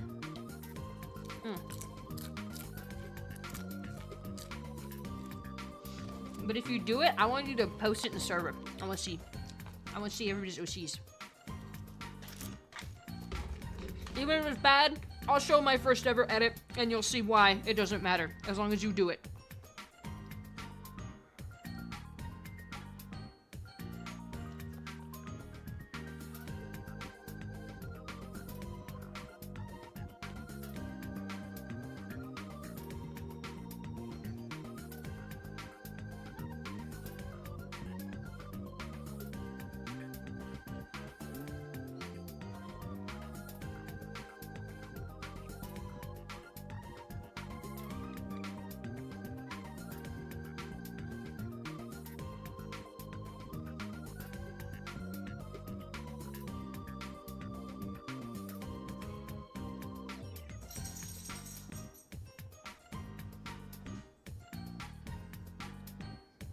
Perhaps I'll do some cooking tomorrow with always suggest.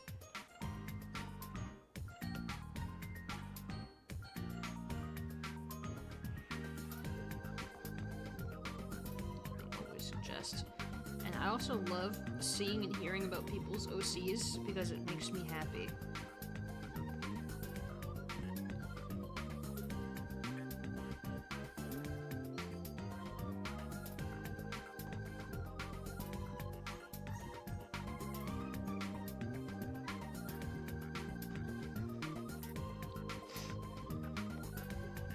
I'm a very big OC fan.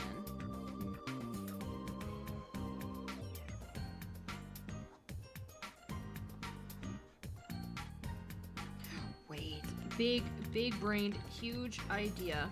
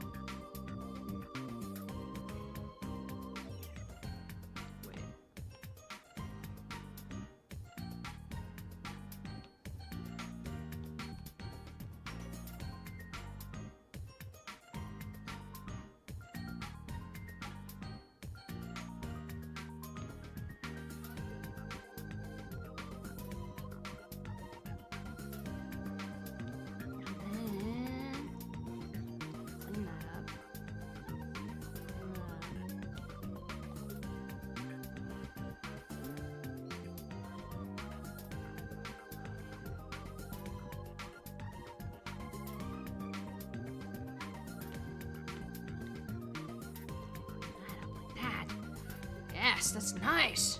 Very nice. Nice shot. Nice cock. I'm so silly.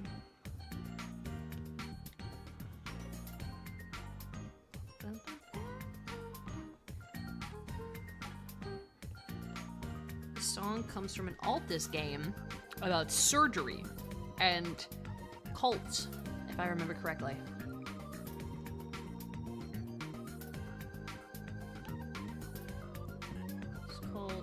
Is it called Trauma Code or Trauma Center? This one's specifically from Trauma Center Under the Knife.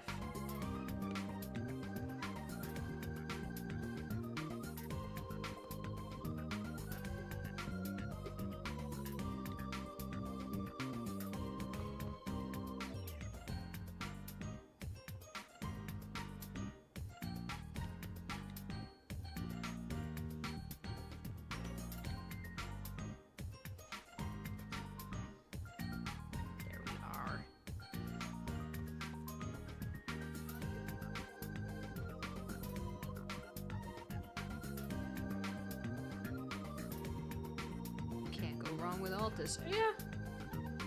I like how everyone shits on, like, Reload, but I thoroughly enjoyed a lot of the things they did with Reload.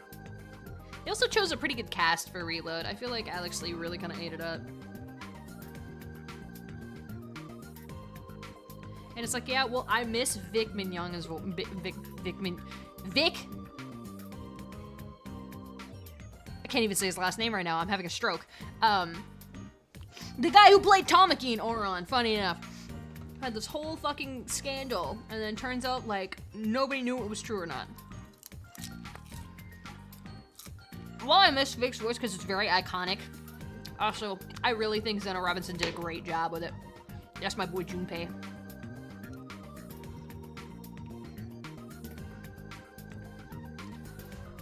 It's like, I love the silly protagonist best friends in the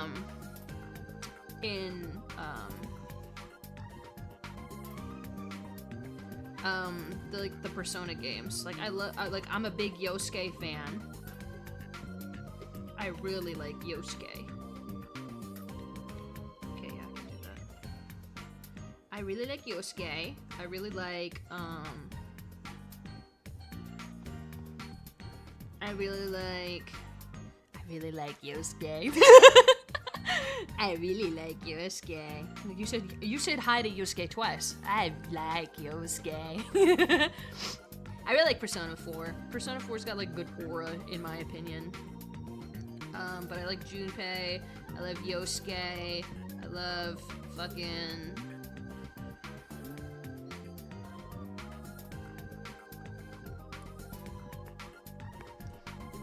It's way too easy, even on hard. Really? I wouldn't know. I mean, to be fair, it's probably because a lot of the players are, like, the people excited for Reload are most likely, like, players who joined with, Persona 5. I won't lie to you guys. There's probably a lot of Persona 5 players, I won't lie. Here's the thing, I'm guilty. Persona 5 Royal, only game I've seen fully to completion. You know? Despite the fact that I really love Persona 4, I've never been able to complete it.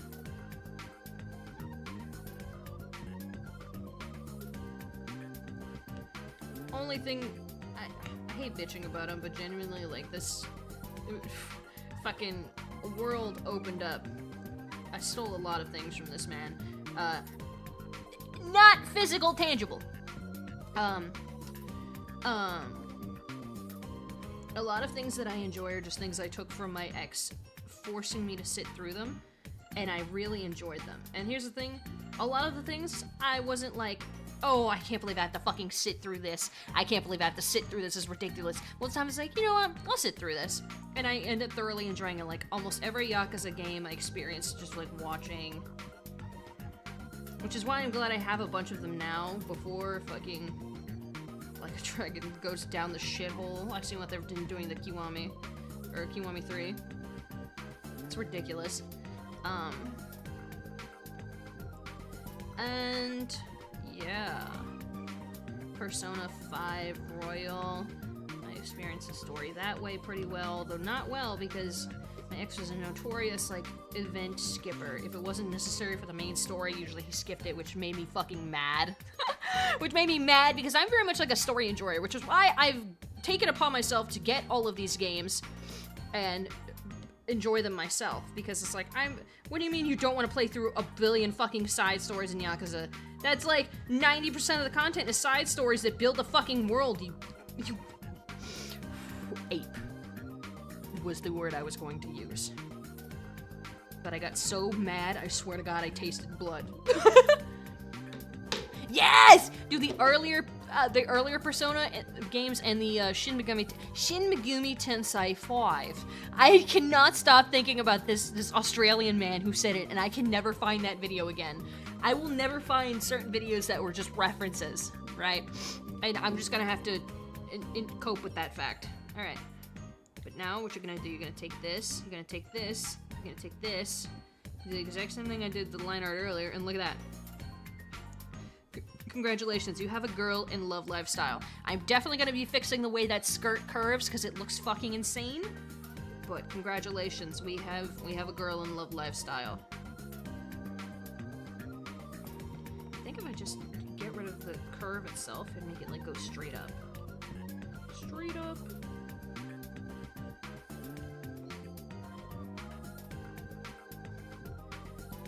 I almost said Shin Megumi Tensei. Shin Megumi Tensei 3 Nocturne featuring Dante from Devil May Cry. What the fuck?! Why was I possessed by an Australian man for a second there? What happened? Hello?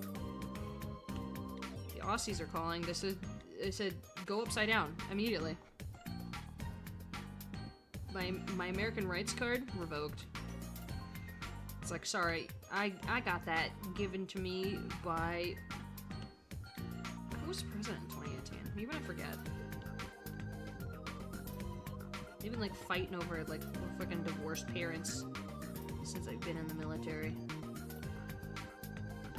Well, whoever was president in 2018, that's who gave me my American rights card. And all I had to do was sign away my citizen card. And it was exchanged for a military citizen card, which is the same, but slightly worse. Shin Megumi Tensei 3 Nocturne featuring Dante from Devil May Cry. What the fuck? I can never imitate an Australian accent except when I started with Shin Megumi Tensei. Whenever I say it like that, it's like my fucking tuning. It's like my fucking tuning phrase. Shin Megumi Tensei 3 Nocturne featuring Dante from Devil May Cry. What the fuck? That's all I can say in an Australian accent. Is anything that starts with Shin Megami Tensei. I hope you guys start to say some of the autistic phrases that I say, because it will make me laugh more than you know. If just, like, one day, like, I have a community night, and all of a sudden, like, a symphony of a specific, like, vocal tick just breaks out in the VC. I'm like, ah, yes. My work here. It's coming to fruition. Like, if I just see an ad for, like, Persona whenever I'm on a website, I see an ad for Persona on a website, I'm like, hey guys, look, and then I better hear Shin Megumi Tensei 3 Nocturne featuring Dante from Devil May Cry. I love that! I love that! That's so funny. Okay, the skirt looks a little better now, but I need it, if it's gonna go all the way up on one line, I need to go all the way up on all of them.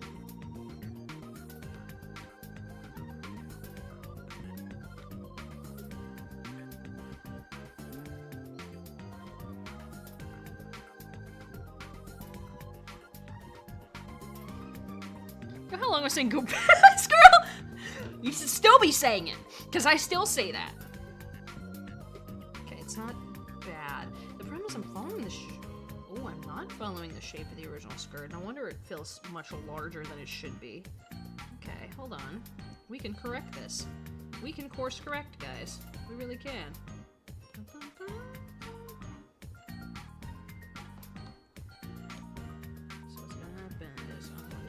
Instead, and that's probably gonna look a billion times better once I take the base layer off.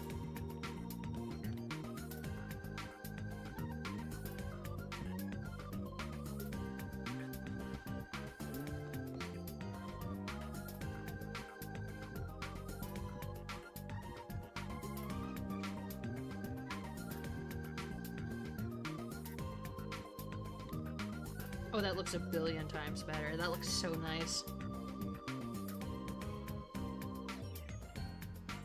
I think what I'm gonna do is I'm gonna turn all these faces on, put them in a folder, so that way they move the exact same way. And then I'm going to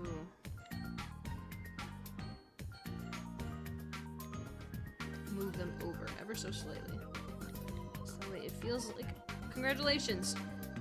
If you completed all those steps, congratulations. You now have a Love Live OC. Congratulations. Congratulations. Congrations. Conflagellations. Right? Okay, I'm gonna do one last thing.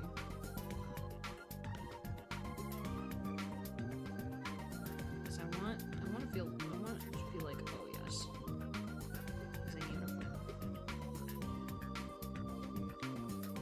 See what I'm doing wrong though.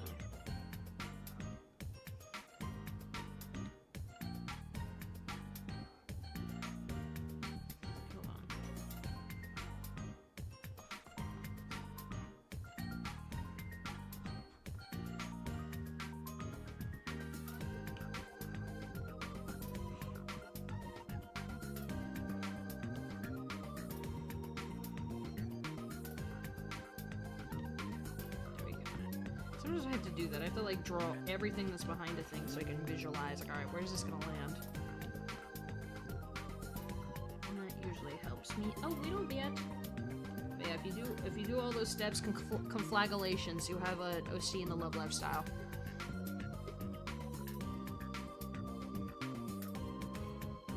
And then all you have to do is coloring and shading, which is really easy because it's all just simple cell shading. It's simple cell shading. That's it. That's all it is. It's cell shading. So it's quite literally like when you go, like say we take your skin, right? We'll go to a layer underneath, I'll turn that off so it's easier to color. We'll go to this. Color all this. Right? And then I'll take this color right here. I'm gonna make it more reddish, actually, because she has a cool skin tone. And then I'm gonna go like this. Bucket tool that hoe. Okay, why are you, don't underline. Congratulations. That is essentially the shading style of Love Live. It's usually a lot of like round, more like that, when it comes to the neck. And then like, sometimes a little bit of that, a little bit of that. And then anytime that there's hair, you just shade where the hair is. You basically, Love Live loves to shade in the way of like caressing the lines. So you'll caress. When it comes to their straight bang styles, they literally just like underdraw it a little bit and then give it a little bit of extra shadow. So underdraw, a little bit of extra shadow. Underdraw, extra shadow. Underdraw, or draw under, I guess. Draw under, extra shadow. And then for their straight lines, they just go like right next to it. Under, draw under, extra shadow. Straight line. And now you guys are seeing where I get all of my little artistic quirks.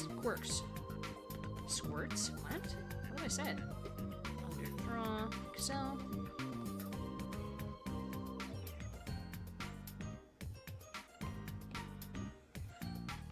Draw, extra shadow.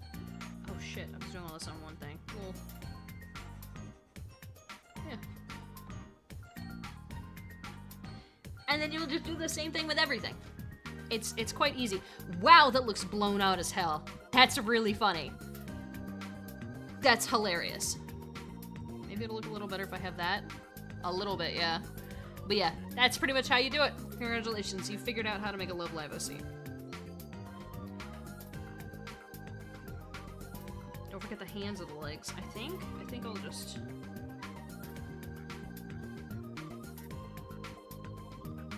This is where your smooth lines will help you. Because if you smooth lined enough, you essentially just made it incredibly easy for you to bucket tool larger areas. So all you do is bucket tool like that. And now, another cool thing you can do with Love Live edits, which I've completely forgotten about. Sorry, all you have to do is mimic the shading style. So I'll go back here. I'll fucking redo all that, right? And then I'll turn this off, and I'll go up here, and I will just mimic the shading style. Because here's the thing, you're editing. You don't have to worry about it. So unless you really want, you're like, actually I want to shade it a specific way, like, then that's fine. But if you don't really give a shit about shading it in a specific way, then just mimic the style, dude. Go over it. Go over it, like so. And then look at that.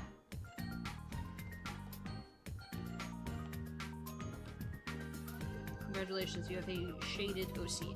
I like to at least only shade like the head and the face myself, because those are always going to be different. But if like you have like the hands in the same position or whatever, just shade it the same way. Shade it the same way that the base does it. It'll make it a billion times easier for you.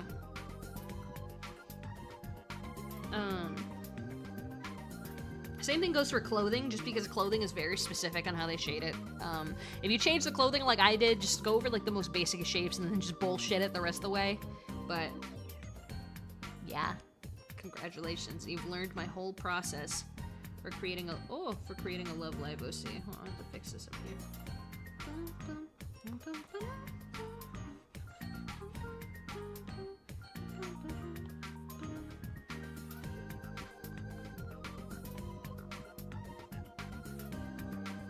Usually try to clean it up, even though I'm gonna go over it in a different layer anyway. You see, if you're just like chimeraing and changing colors, like trust me, it's a billion times easier. But this is how you get your edits look really nice and shiny fun. If you guys want to know some common things that happen to people when they're editing, the most common thing that'll happen is people will forget to re-put the eyebrows on. Eyebrows.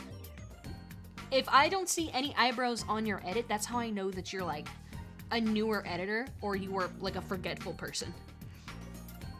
Because I used to be that guy. I used to always forget to put eyebrows on my character whenever I would do my edits, and I would be like, oh my god, I forgot the eyebrows again, and I had already posted it. It always pissed me off. Just, damn it! Oh, here's something else I'd like to do. You don't really have to, but a little bit of shading where the nose is goes a long way. Just a little circle where the nose is goes a long way. And if you're not changing eyes, you can do the same thing with this, because Love Live always has like a little teardrop like eyelid shading right there.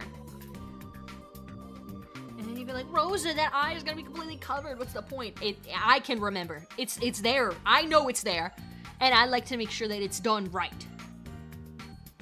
Anyway, turn that off, and then I'll go and I'll take her hair color from like right there, and I'll start bucket tooling. Oh, I forgot to do an extra line there.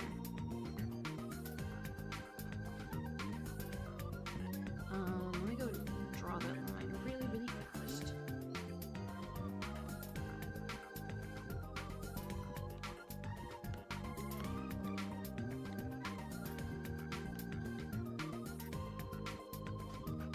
That's good enough. Whamp, whamp. And if your lines are smooth enough, again, all you have to do is just fill in a few little baby gaps here and there. You're gonna have a lot of them if you have like sharp hair, just because like bucket tools usually aren't good with like the little tips there. But oh, my nose is so itchy.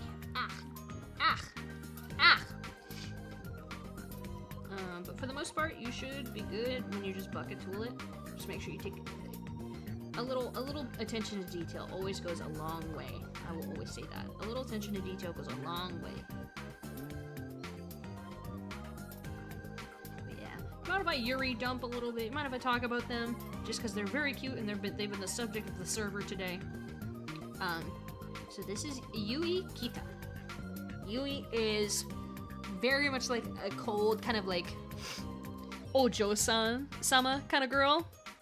Not like the hottie, more like the genuine like princess, like rich girl family, but like tries to keep like a very calm, cool, noble appearance, right? And she really does her best, but her family's like making her go into architecture, even though that's not really what she wants. She really likes doing music production. She likes producing music. That's her favorite thing ever, and that's how come that's one of the reasons she became friends with Suzu. Because Suzu really likes, she's like me, she really likes writing lyrics and all this other stuff, but she kind of like struggles to make the song in her head come to life. And so the two of them kind of like work in pair in the idol club together. And they have a really good Yuri full time together. In the story, it's supposed to go, Suzu originally had her full idol group, which is called Niji Note. Or like, Niji Note, Rainbow Note. And Suzu's always been like kind of a sickly character. She's always had some sort of like illness. She's a very sickly character.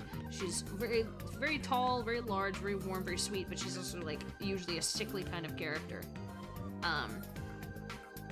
And so, at one point the group had started like really fighting over something because they were coming to like what was the semifinals of what was essentially like their story's Love Live.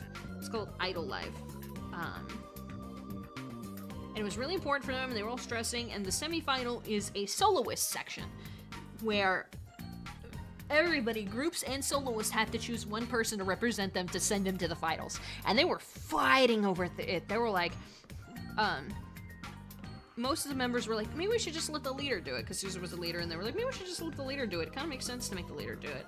And then Suzu was like, I feel like we should have our strongest member do it, actually. And that just started setting, like, two members that usually butt heads, just kind of set them off, because they were like, clearly she means me. And they were like, what the fuck? Why would she ever mean you? And then they really started fighting and getting kind of nasty about it. And then they just quit on the spot. They were like, fine. If you think you're so strong, then you handle it. You be the ace of the group. And then they both quit. And then they never really made up. Normally in the idol media, they make up, but they never really made up. And then a lot of the other members just kind of like slowly quit after that, because they were like, we don't know we don't know what to do. And they felt kind of like shaking that Suzu being the leader couldn't really like stop them from fighting. And so they were all like, yeah, I don't know if I can be in this group anymore. And then they all quit. But they still had to participate in Idol Live. The group did anyway. However, there's no group, it's just Suzu now. And she's like, shit, what am I gonna do? So she takes us, luckily the semifinals is a soloist section. So she's like, fuck it, I'll take the soloist section. I'll work on the song that like I had from my brother before he was, back when my brother wanted to be an idol. I'll use one of his songs. And she performs, she does a great job and everything. And then, because of the stress of not only the fighting that had happened with her group, but the stress of all the extra work that she had to put in just so this... Oh my god, this is so itchy, I'm so bothered. Not only the stress of, like, the group fighting and essentially breaking apart within a matter of hours, but, or days, I guess. And the stress of, weeks upon weeks of just extra work from, like, dawn until dusk, trying to make sure that the song is ready in time for the finals whenever they had a different plan entirely. She essentially just, like, her heart gives out, she collapses, like, immediately after her performance. And they have to drop out of the finals, even though they technically qualified for the finals. They were, like, kind of low on the roster, but they had qualified for the finals. They did it! And then they had to, drop out. And so now it starts, well, the two of them are third years together. Yui's like a few months younger because she's like super smart and she got to like skip grades and whatever.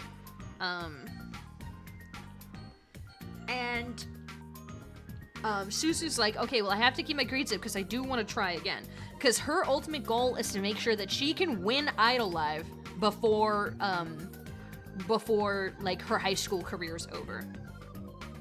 Not because she's like, it's super necessary, I have to win this while I'm a high school student. But because she wants, like, the idea of, like, a school idol to still be, like, in her mind. Because she feels like, if I can win this as a school idol, it'll bring more reputation to, like, the music and performing arts program, and people won't, like, treat it kind of, like, lesser. because there's the school is like a school of the arts, but a lot of the arts are super formal arts. So like things more like music creation and, oh my god, my nose is so itchy. I'm like losing my mind. I'm gonna take a shower after this. I normally shower in the morning, but I'm gonna take another shower today just because my skin is so itchy. I'm like losing my mind. I feel like a dog, dude. But yeah, she's so determined to make the other departments be like, okay, well, the people from the fucking the performing the music and performing arts section are like winning like national competitions. Like, I feel like we can take them on we can take them kind of seriously, you know? But right now they're just like, it's just for people who think that they can get into an idol agency whenever they graduate. It's like so stupid. It's commercialized. It's like, it's not gonna work. Like, frankly, they should shut this program down, but like, we can't control what the headmaster does and yada yada. So yeah, so their whole goal this year is to win Idol Live before they graduate. And since it's just Suzu and Yui, they're entering as a soloist, because Yui can't sing. Yui is way too timid to sing on stage, and she really prefers, like, music production over anything else. So she's like, I'll produce the music, you sing the music, and we'll win this together. And the two just kind of have, like, this little Yuri-ful journey. And they meet their old rival from the, from last year's Idol Live, who also didn't win, by the way. Put on a really good performance, didn't win. And she's bitter, and she's like, I need to win this. She's been trying, like, for years upon years, trying to win Idol Live. Because it's huge. It's literally, like, the Love Live of this universe. Where it's like, this shit's huge. That's perfect. And to do the highlights in Love Live, it's really easy. You'll just take the hair color, take your felt tip pen, arc across it, and then blur. I like to use the lens blur because it's larger. Use the lens blur. Bring it down a little, clear that out. Then you're gonna go back to your dip pen, and you're gonna do these little tiny lines just everywhere where there's space.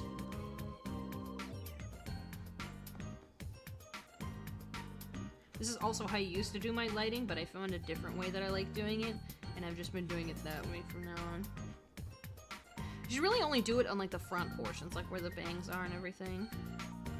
And then if you feel like that's like not too bright, you can leave it like that, or you can make it darker or whatever.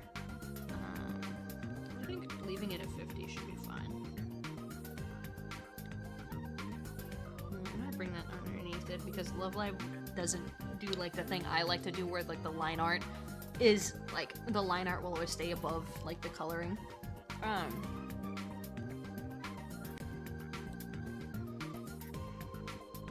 An updated Yui so far. Isn't she so cute? I think she's adorable. Oh my god, I'm scratching my nose again. I'm gonna show you guys how to do the eyes, because the clothing is the exact same way as you would do the body shading. I'm gonna show you guys how to do the Love Live eyes. Because they also have a very specific style. And then I think I'm gonna call it for the stream, because I'm so itchy, I'm like, it's distracting me. Alright. So you're gonna take your eyes, you're gonna go to a layer underneath it, right? Actually, I can turn this back on because I need to do this part first. To do the eye whites first. So you'll go to wherever there's like blank space. You okay on? Pretty much. Pretty much. This is also where I got how I do my eyes. You'll go pretty much anywhere where like there should be like a little bit of eye white, you know? I think I can also like erase that. That's good. You can also reference the original underneath it for that as well. I'll have to go and fix this line art. Actually, I can do it because these eyes don't change, so the eye whites shouldn't either. Maybe. Yeah, you'll essentially do that, and then you'll put an alpha lock on. I have this color saved. It's a very light blue. It's a very light grayish blue. And you'll go over just this top portion. you'll essentially just follow the arc of the top of the eye.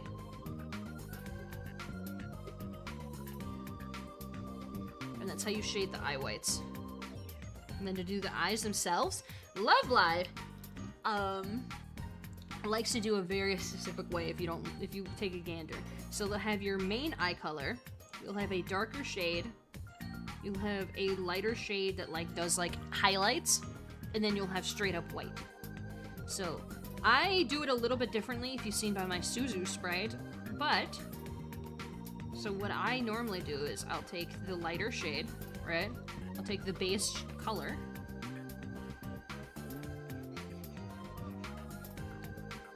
I'll alpha lock it.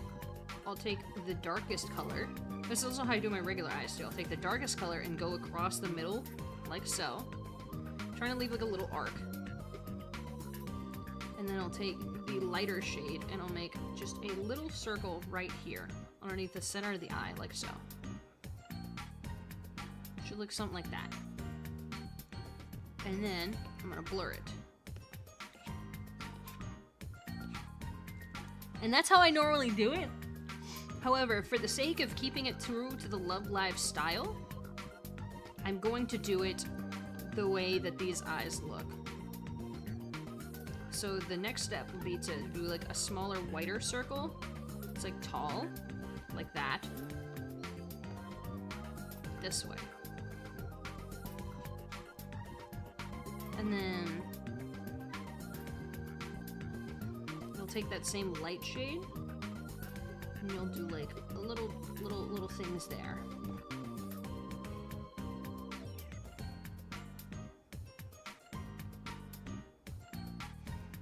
And there's your base for it. Then I'm gonna go above all of them, but you're gonna go above the liner. You're gonna take your white and make sure these are on the same side. This is how people fuck it up, because they'll just mirror tool it and then they'll be on opposite sides.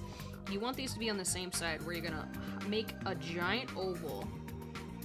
Covers a good portion here. And then a secondary smaller oval, somewhere off, like circle or oval, like off on the side.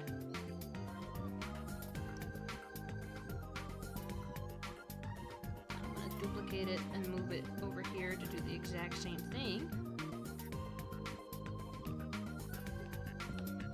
And now this is something that I do, as it like, because I took this from the Nijigasaki art style. Along with those parts of the highlights, I'll take a complementary color, which is usually just like the color directly opposite of it, and then I'll go right here on that highlights layer, and I'll add like a little colored dot. It adds like, in my opinion, it adds like some nice contrast. And you'll turn all that back on, and congratulations, you have a character that's currently in the Love Live style. Actually, there's one more thing that I have to do, and it's how they do blush.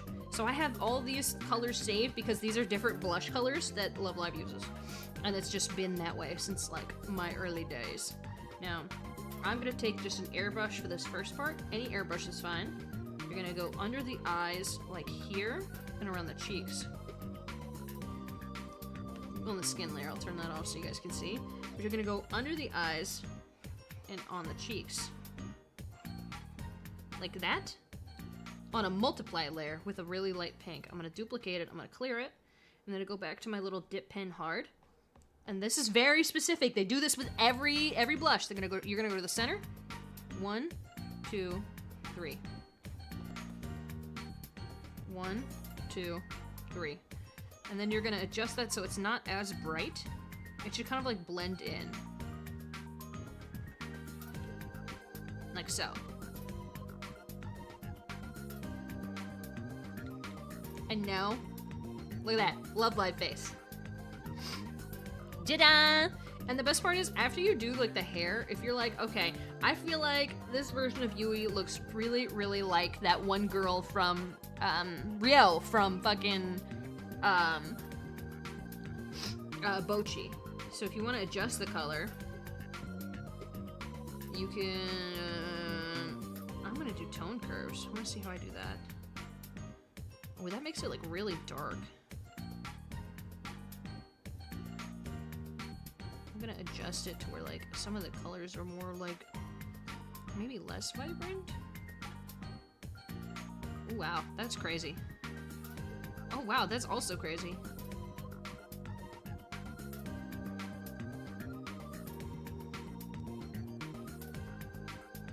I think I'm just gonna leave it.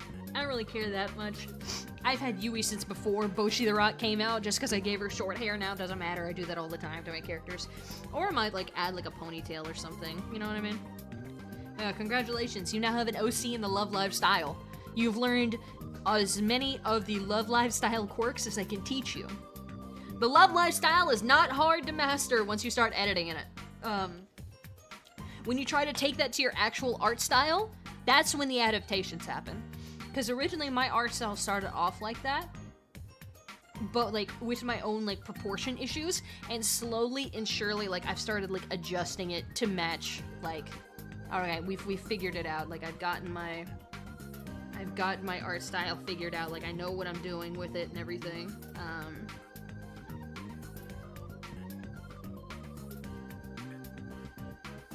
I think I know what I want to change about it, and it'll be as easy as doing it as like an accessory. So real quick, I'm gonna use this so I can draw this out. But what I want to do is add one of those like ribbons.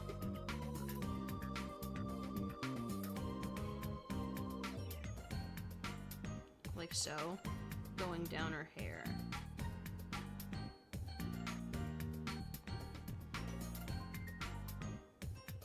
You guys know what I mean? Like, I feel like one of these would be like really, really cute.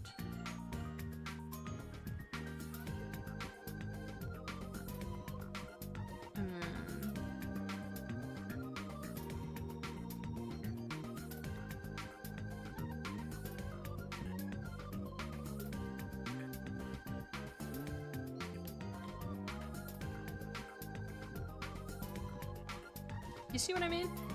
Like, I feel like that's really cute.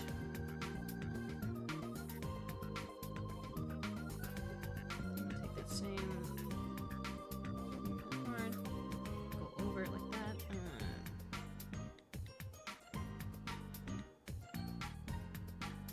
Flashbang. This, take this. I'm actually gonna take this because I think I changed this color of red. I don't remember, but I like that color of red.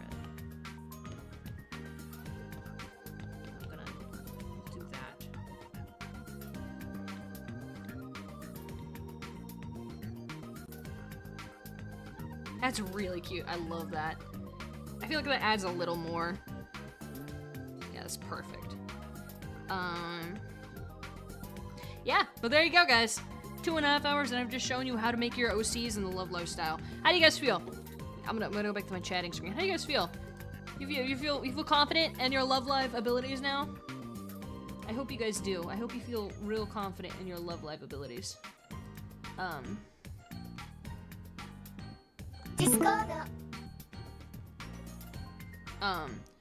Because I feel confident in how I showed you. I feel like, I don't know. I'm gonna finish those edits, and you'll probably see them and the new Suzu edit also in the server, just because I like posting about them. I love my little quitters. I love my little quitters. And I love writing Yuri. I love Yuri. I'm confident. I feel properly trained to love live. Always remember to love live, guys. You know what? As a tribute to Love Live, I'm gonna do a tribute to Love Live really quick, because I miss Love Live.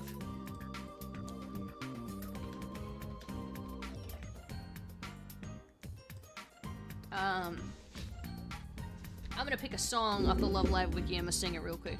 Have confidence! No confidence! Whoops. What are the centers? Let's see. What's like the song?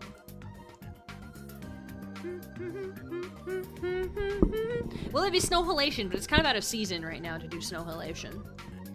I also don't want to do Star Dash. Here's the thing.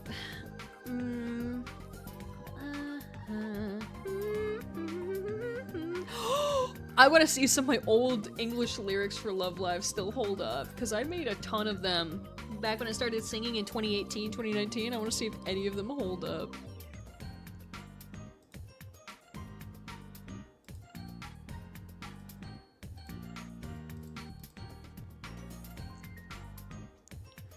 scroll all the way to the bottom to last modified by me.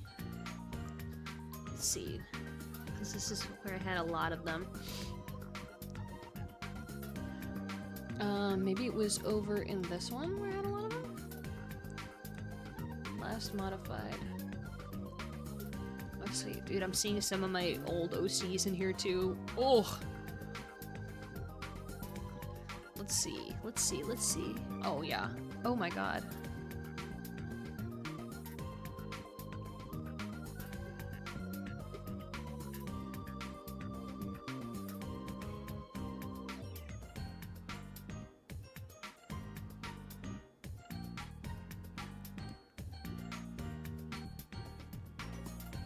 Ooh, I wonder if these work, because these are like some of the first English lyrics I have saved in here. I just never used them. I remember making those in my fucking notes app.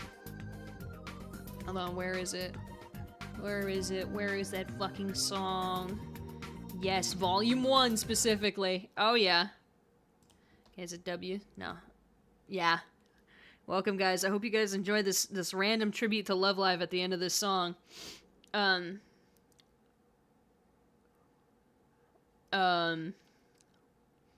Tribute to my roots. My roots. If you wish to leave a record. No, don't stop your love. I'm getting hot from your embrace.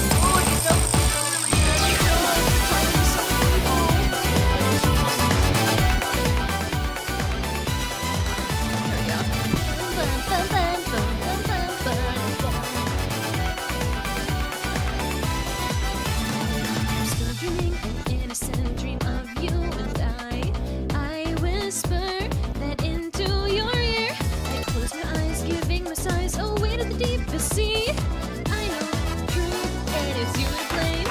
Before diving away, head first into love, I won't say a thing, for it's a secret. If I speak, I'll fade away to foam. What's at the risk this mermaid will take? The waves all day brought me here to you. Summer love, heartbreak, a one-time festa. I dance with the waves, will you dance with me? Let the magic of this lovely sound ring out for this festa. Are you scared of me? Are you nervous of me? I wish I truly knew. I'll know when I turn around to gaze at you. I'm burning up. I'm like cringing because some of it's not bad and some of it's like, oh, dude, that timing. What was I thinking? Oh, it's even worse. Why won't you come closer? Do you know my secret? I'll tease you to bring you near. These painful excuses are just like how you are. The teacher fills my heart with more excitement, writing out my thoughts, sand beside your feet. If you flip it around, it reads, I love you. What will you do when you notice how I am? Will you be looking only at me? Oh, please embrace me tight, tighter than you know. I'll get away, beginning our ocean love. I want to be held so tightly. You're so to know what I must know. Where's the fire in your eyes? Are you scared of me? Are you nervous with me? I'll tell you it again, but until you embrace me well, all I really want is your gentle love. I have no idea what they said in this little transition section. Oh my god, this is so painful. When did I make these? Oh my god, this is early 2019. Meaning I probably made these when I was 17. The waves all day brought me here to you. Summer love, heartbreak, a one-time festa. I dance with the waves, will you dance with me? Let the magic of this lovely sound ring out for this festa. Are you scared of me? Are you nervous with me? I wish I truly knew. I'll know when you turn around to gaze at me. Oh, I'm burning up.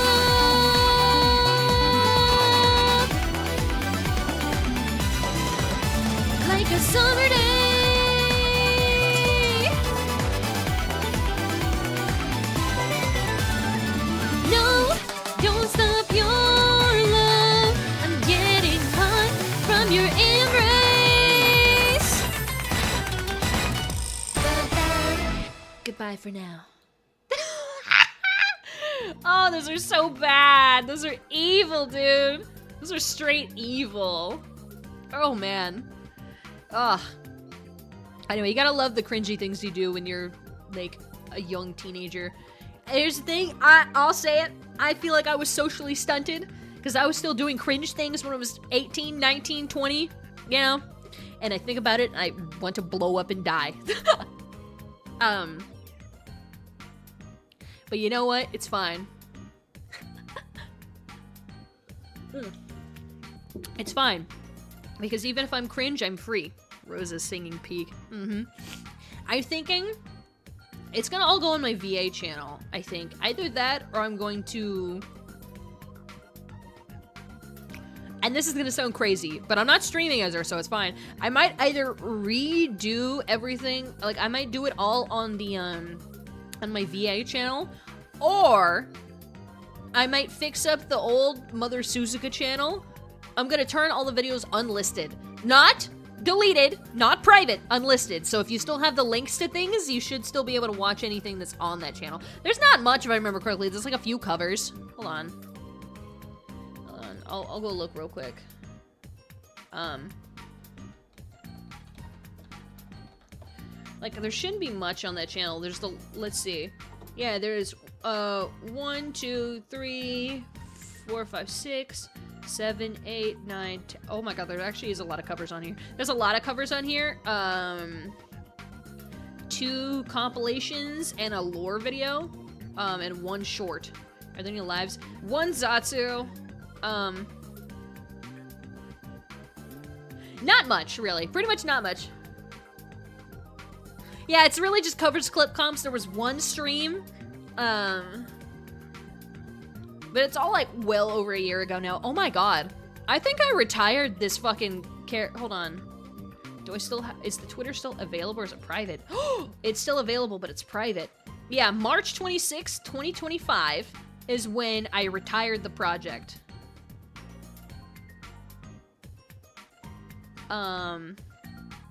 This was back during May's like subathon.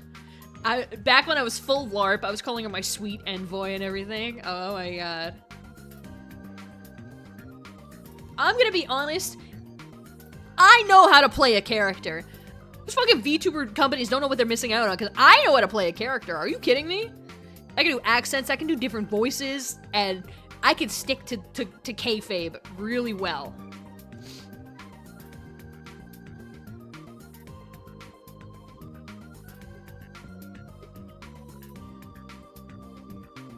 Hold on.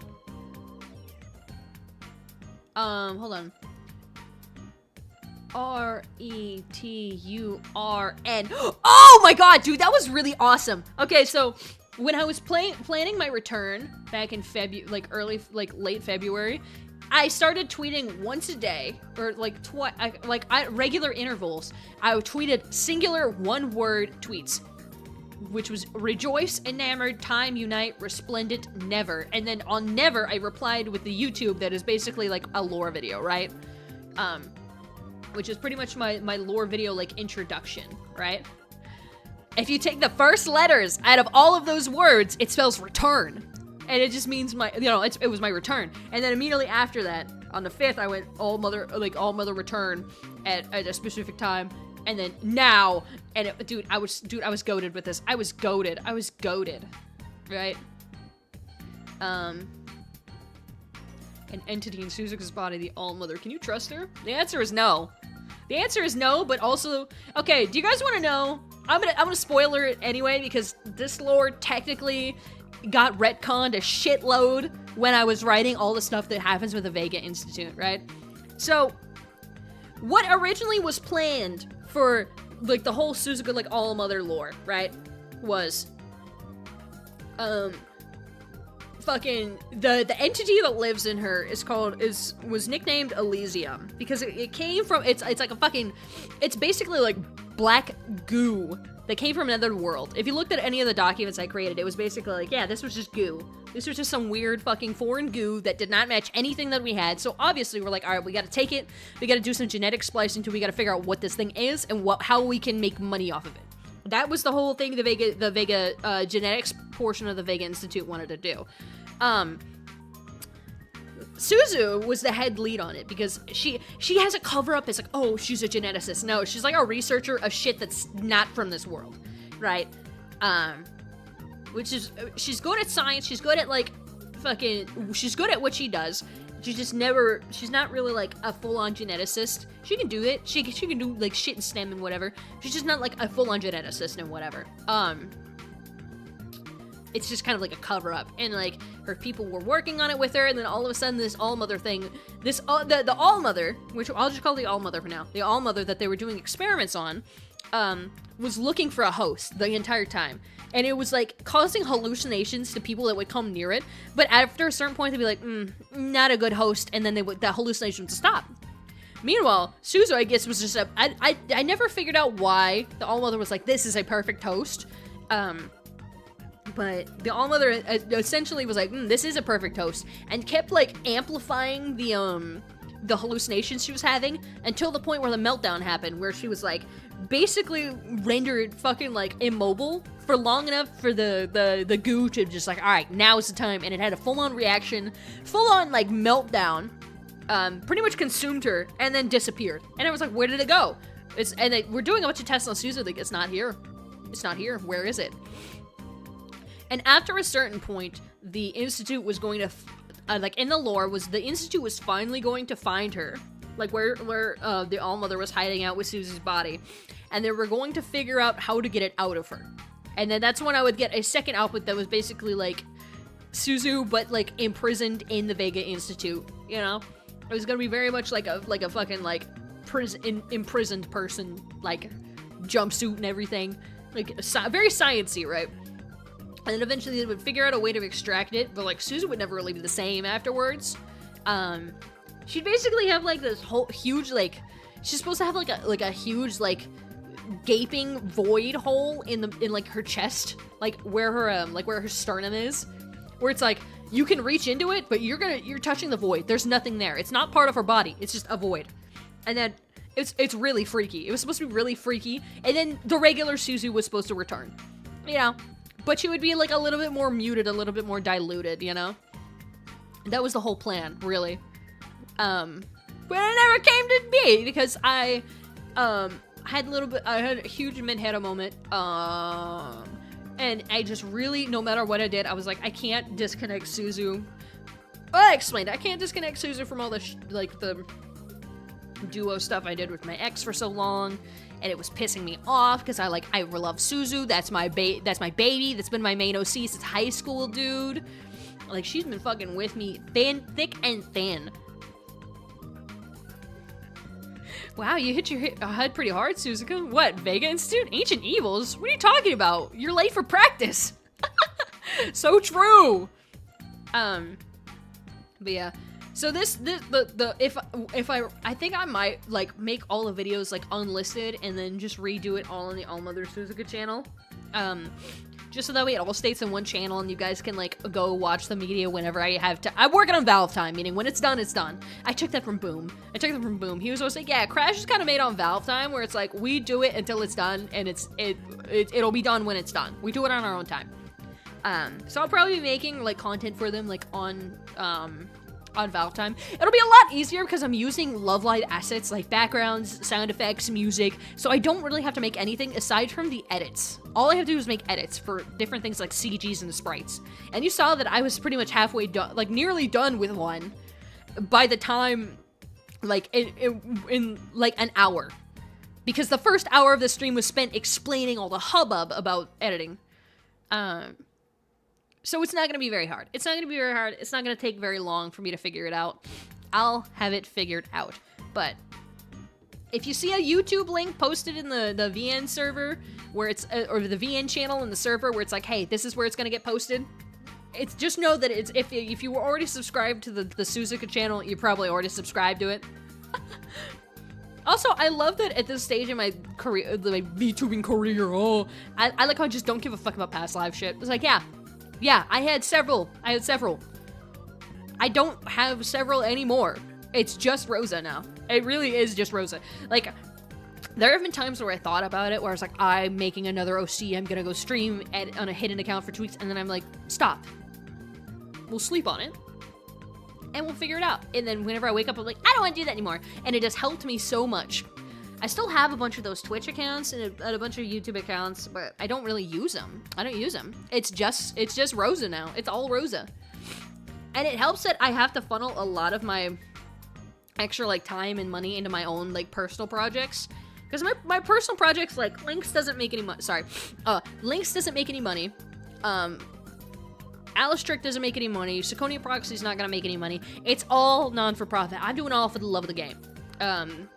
Which is why all the voice actors are unpaid, but they're really, really good, and I will always gas them up. And eventually, once all the series are complete, I want to give them all, like, little merchandise packs of stuff that I've drawn over the series. Because I like my voice actors. I treat them as my friends. Because if you don't treat your, like, there's a certain line that you have to remember, that you have to have both friends. Was, well, insane. Listen, here's the thing. You weren't missing out much. I was doing the exact same content I would do every channel. Every channel. I would do the exact same content, and, like, one thing would be different.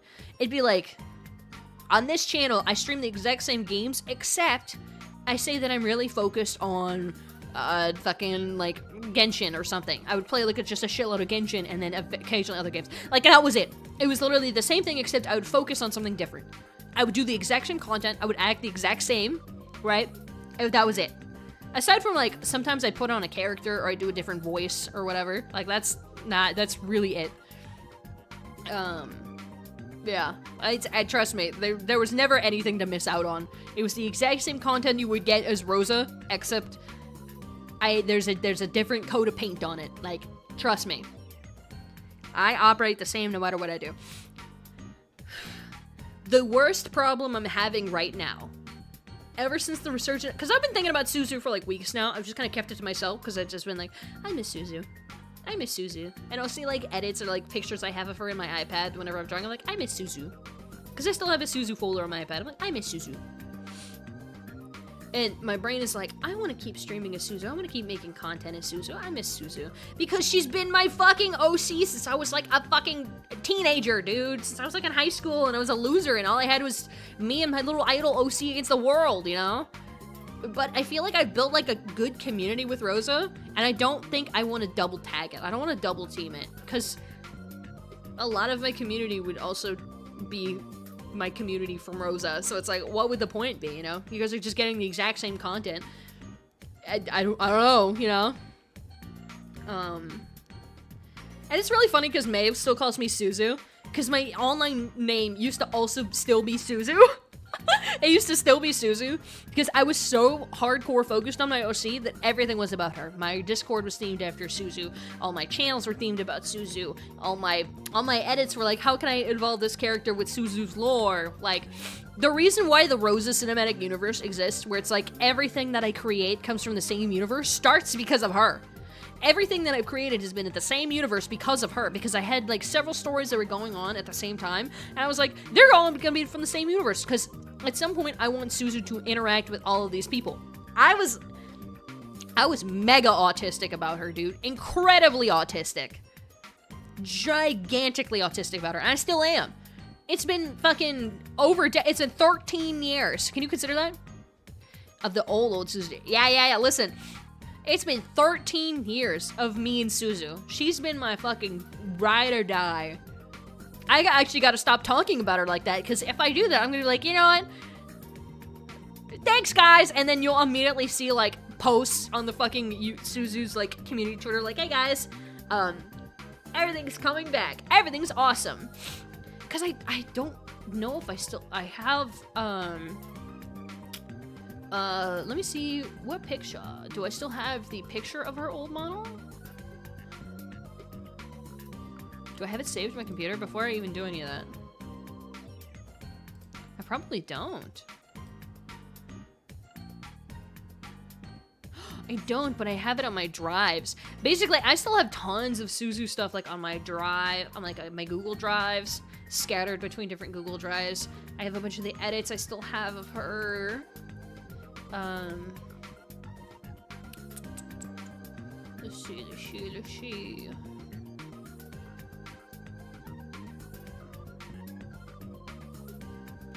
Da, da, da, da.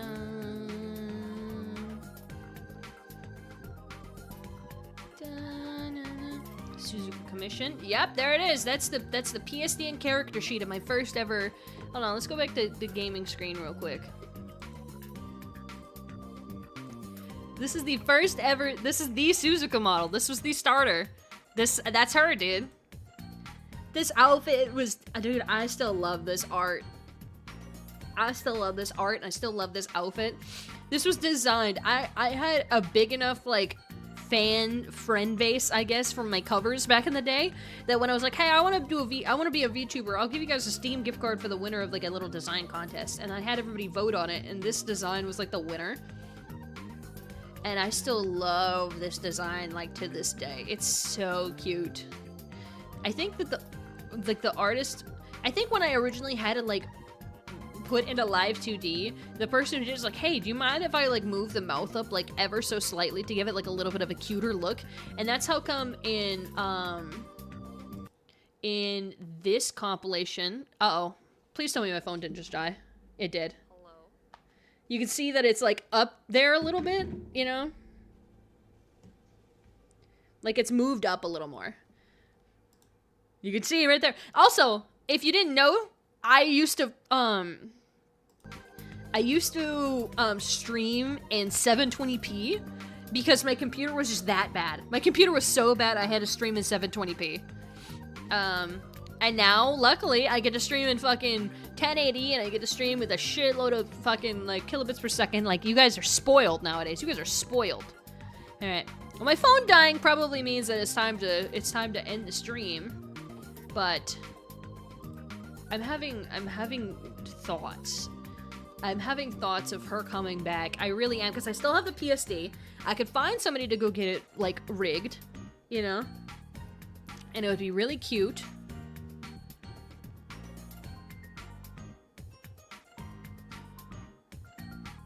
You know? If my model was on right now, you'd see the genuine, like, my eyes are darting back and forth, like, I'm genuinely, like, considering this. And you guys would know. You guys always know. It's me and Suzu against the world. And here's the thing. Rosa's my fucking home dog. Rosa's just me. Alright, Rosa is just me with, like, a cute little, like, OC coat of paint on it. Really and truly, Rosa's just me. Suzu's a character, so I have, like, an image to uphold with her. But with Rosa, I would just say whatever the fuck I want, you know? I just miss her so bad. I miss her so bad. I'm gonna put a PNG of the model in... I'll put it in off topic.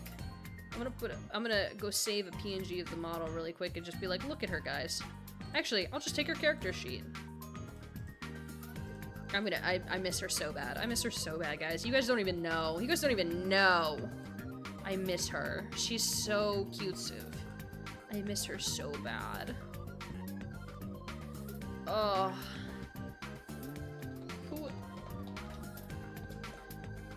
Who else miss her? Need to... Okay, I see what you did there. Shut up. Rosa and Suzu need to box me things. So what if I crush you over the head with a cinder block? How about that? How about that, huh? Very clever though. I don't know. I'm missing her so bad. I'm missing her so bad. I'm missing her so bad.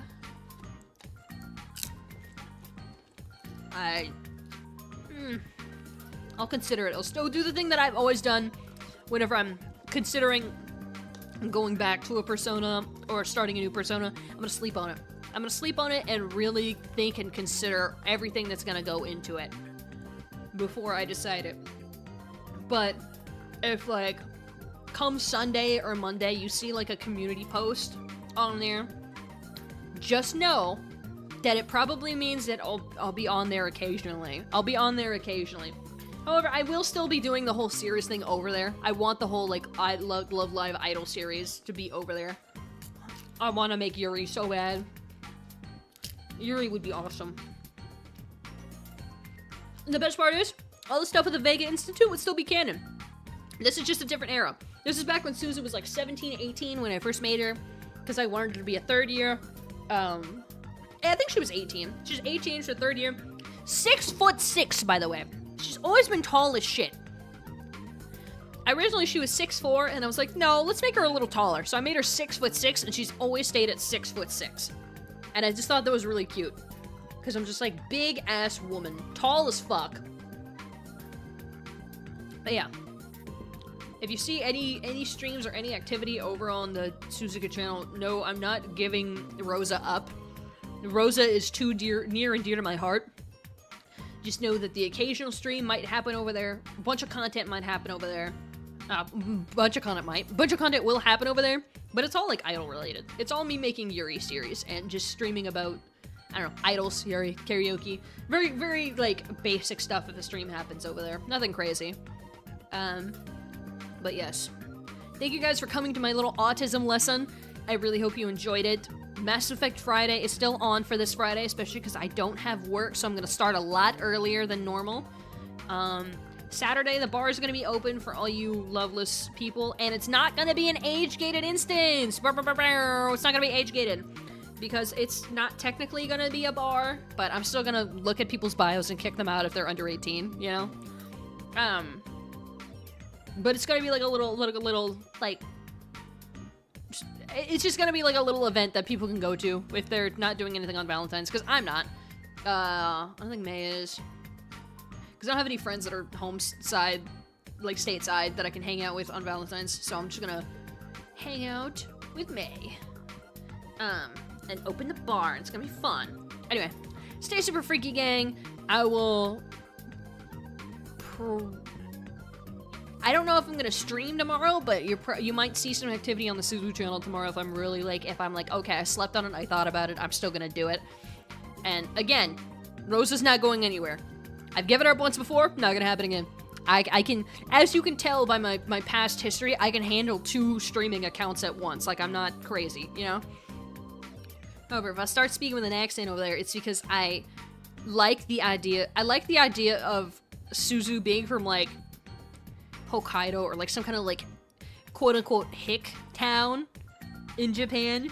So if in any sort of English dub she would speak like with a little country accent, so I want to keep that for her because I think that's really cute. I think that really adds to her character. She's just such an interesting character. Anyway, stay super freaky, gang. I'll see you guys on Friday for Mass Effect Friday. Bye-bye! Bye-bye! Bye!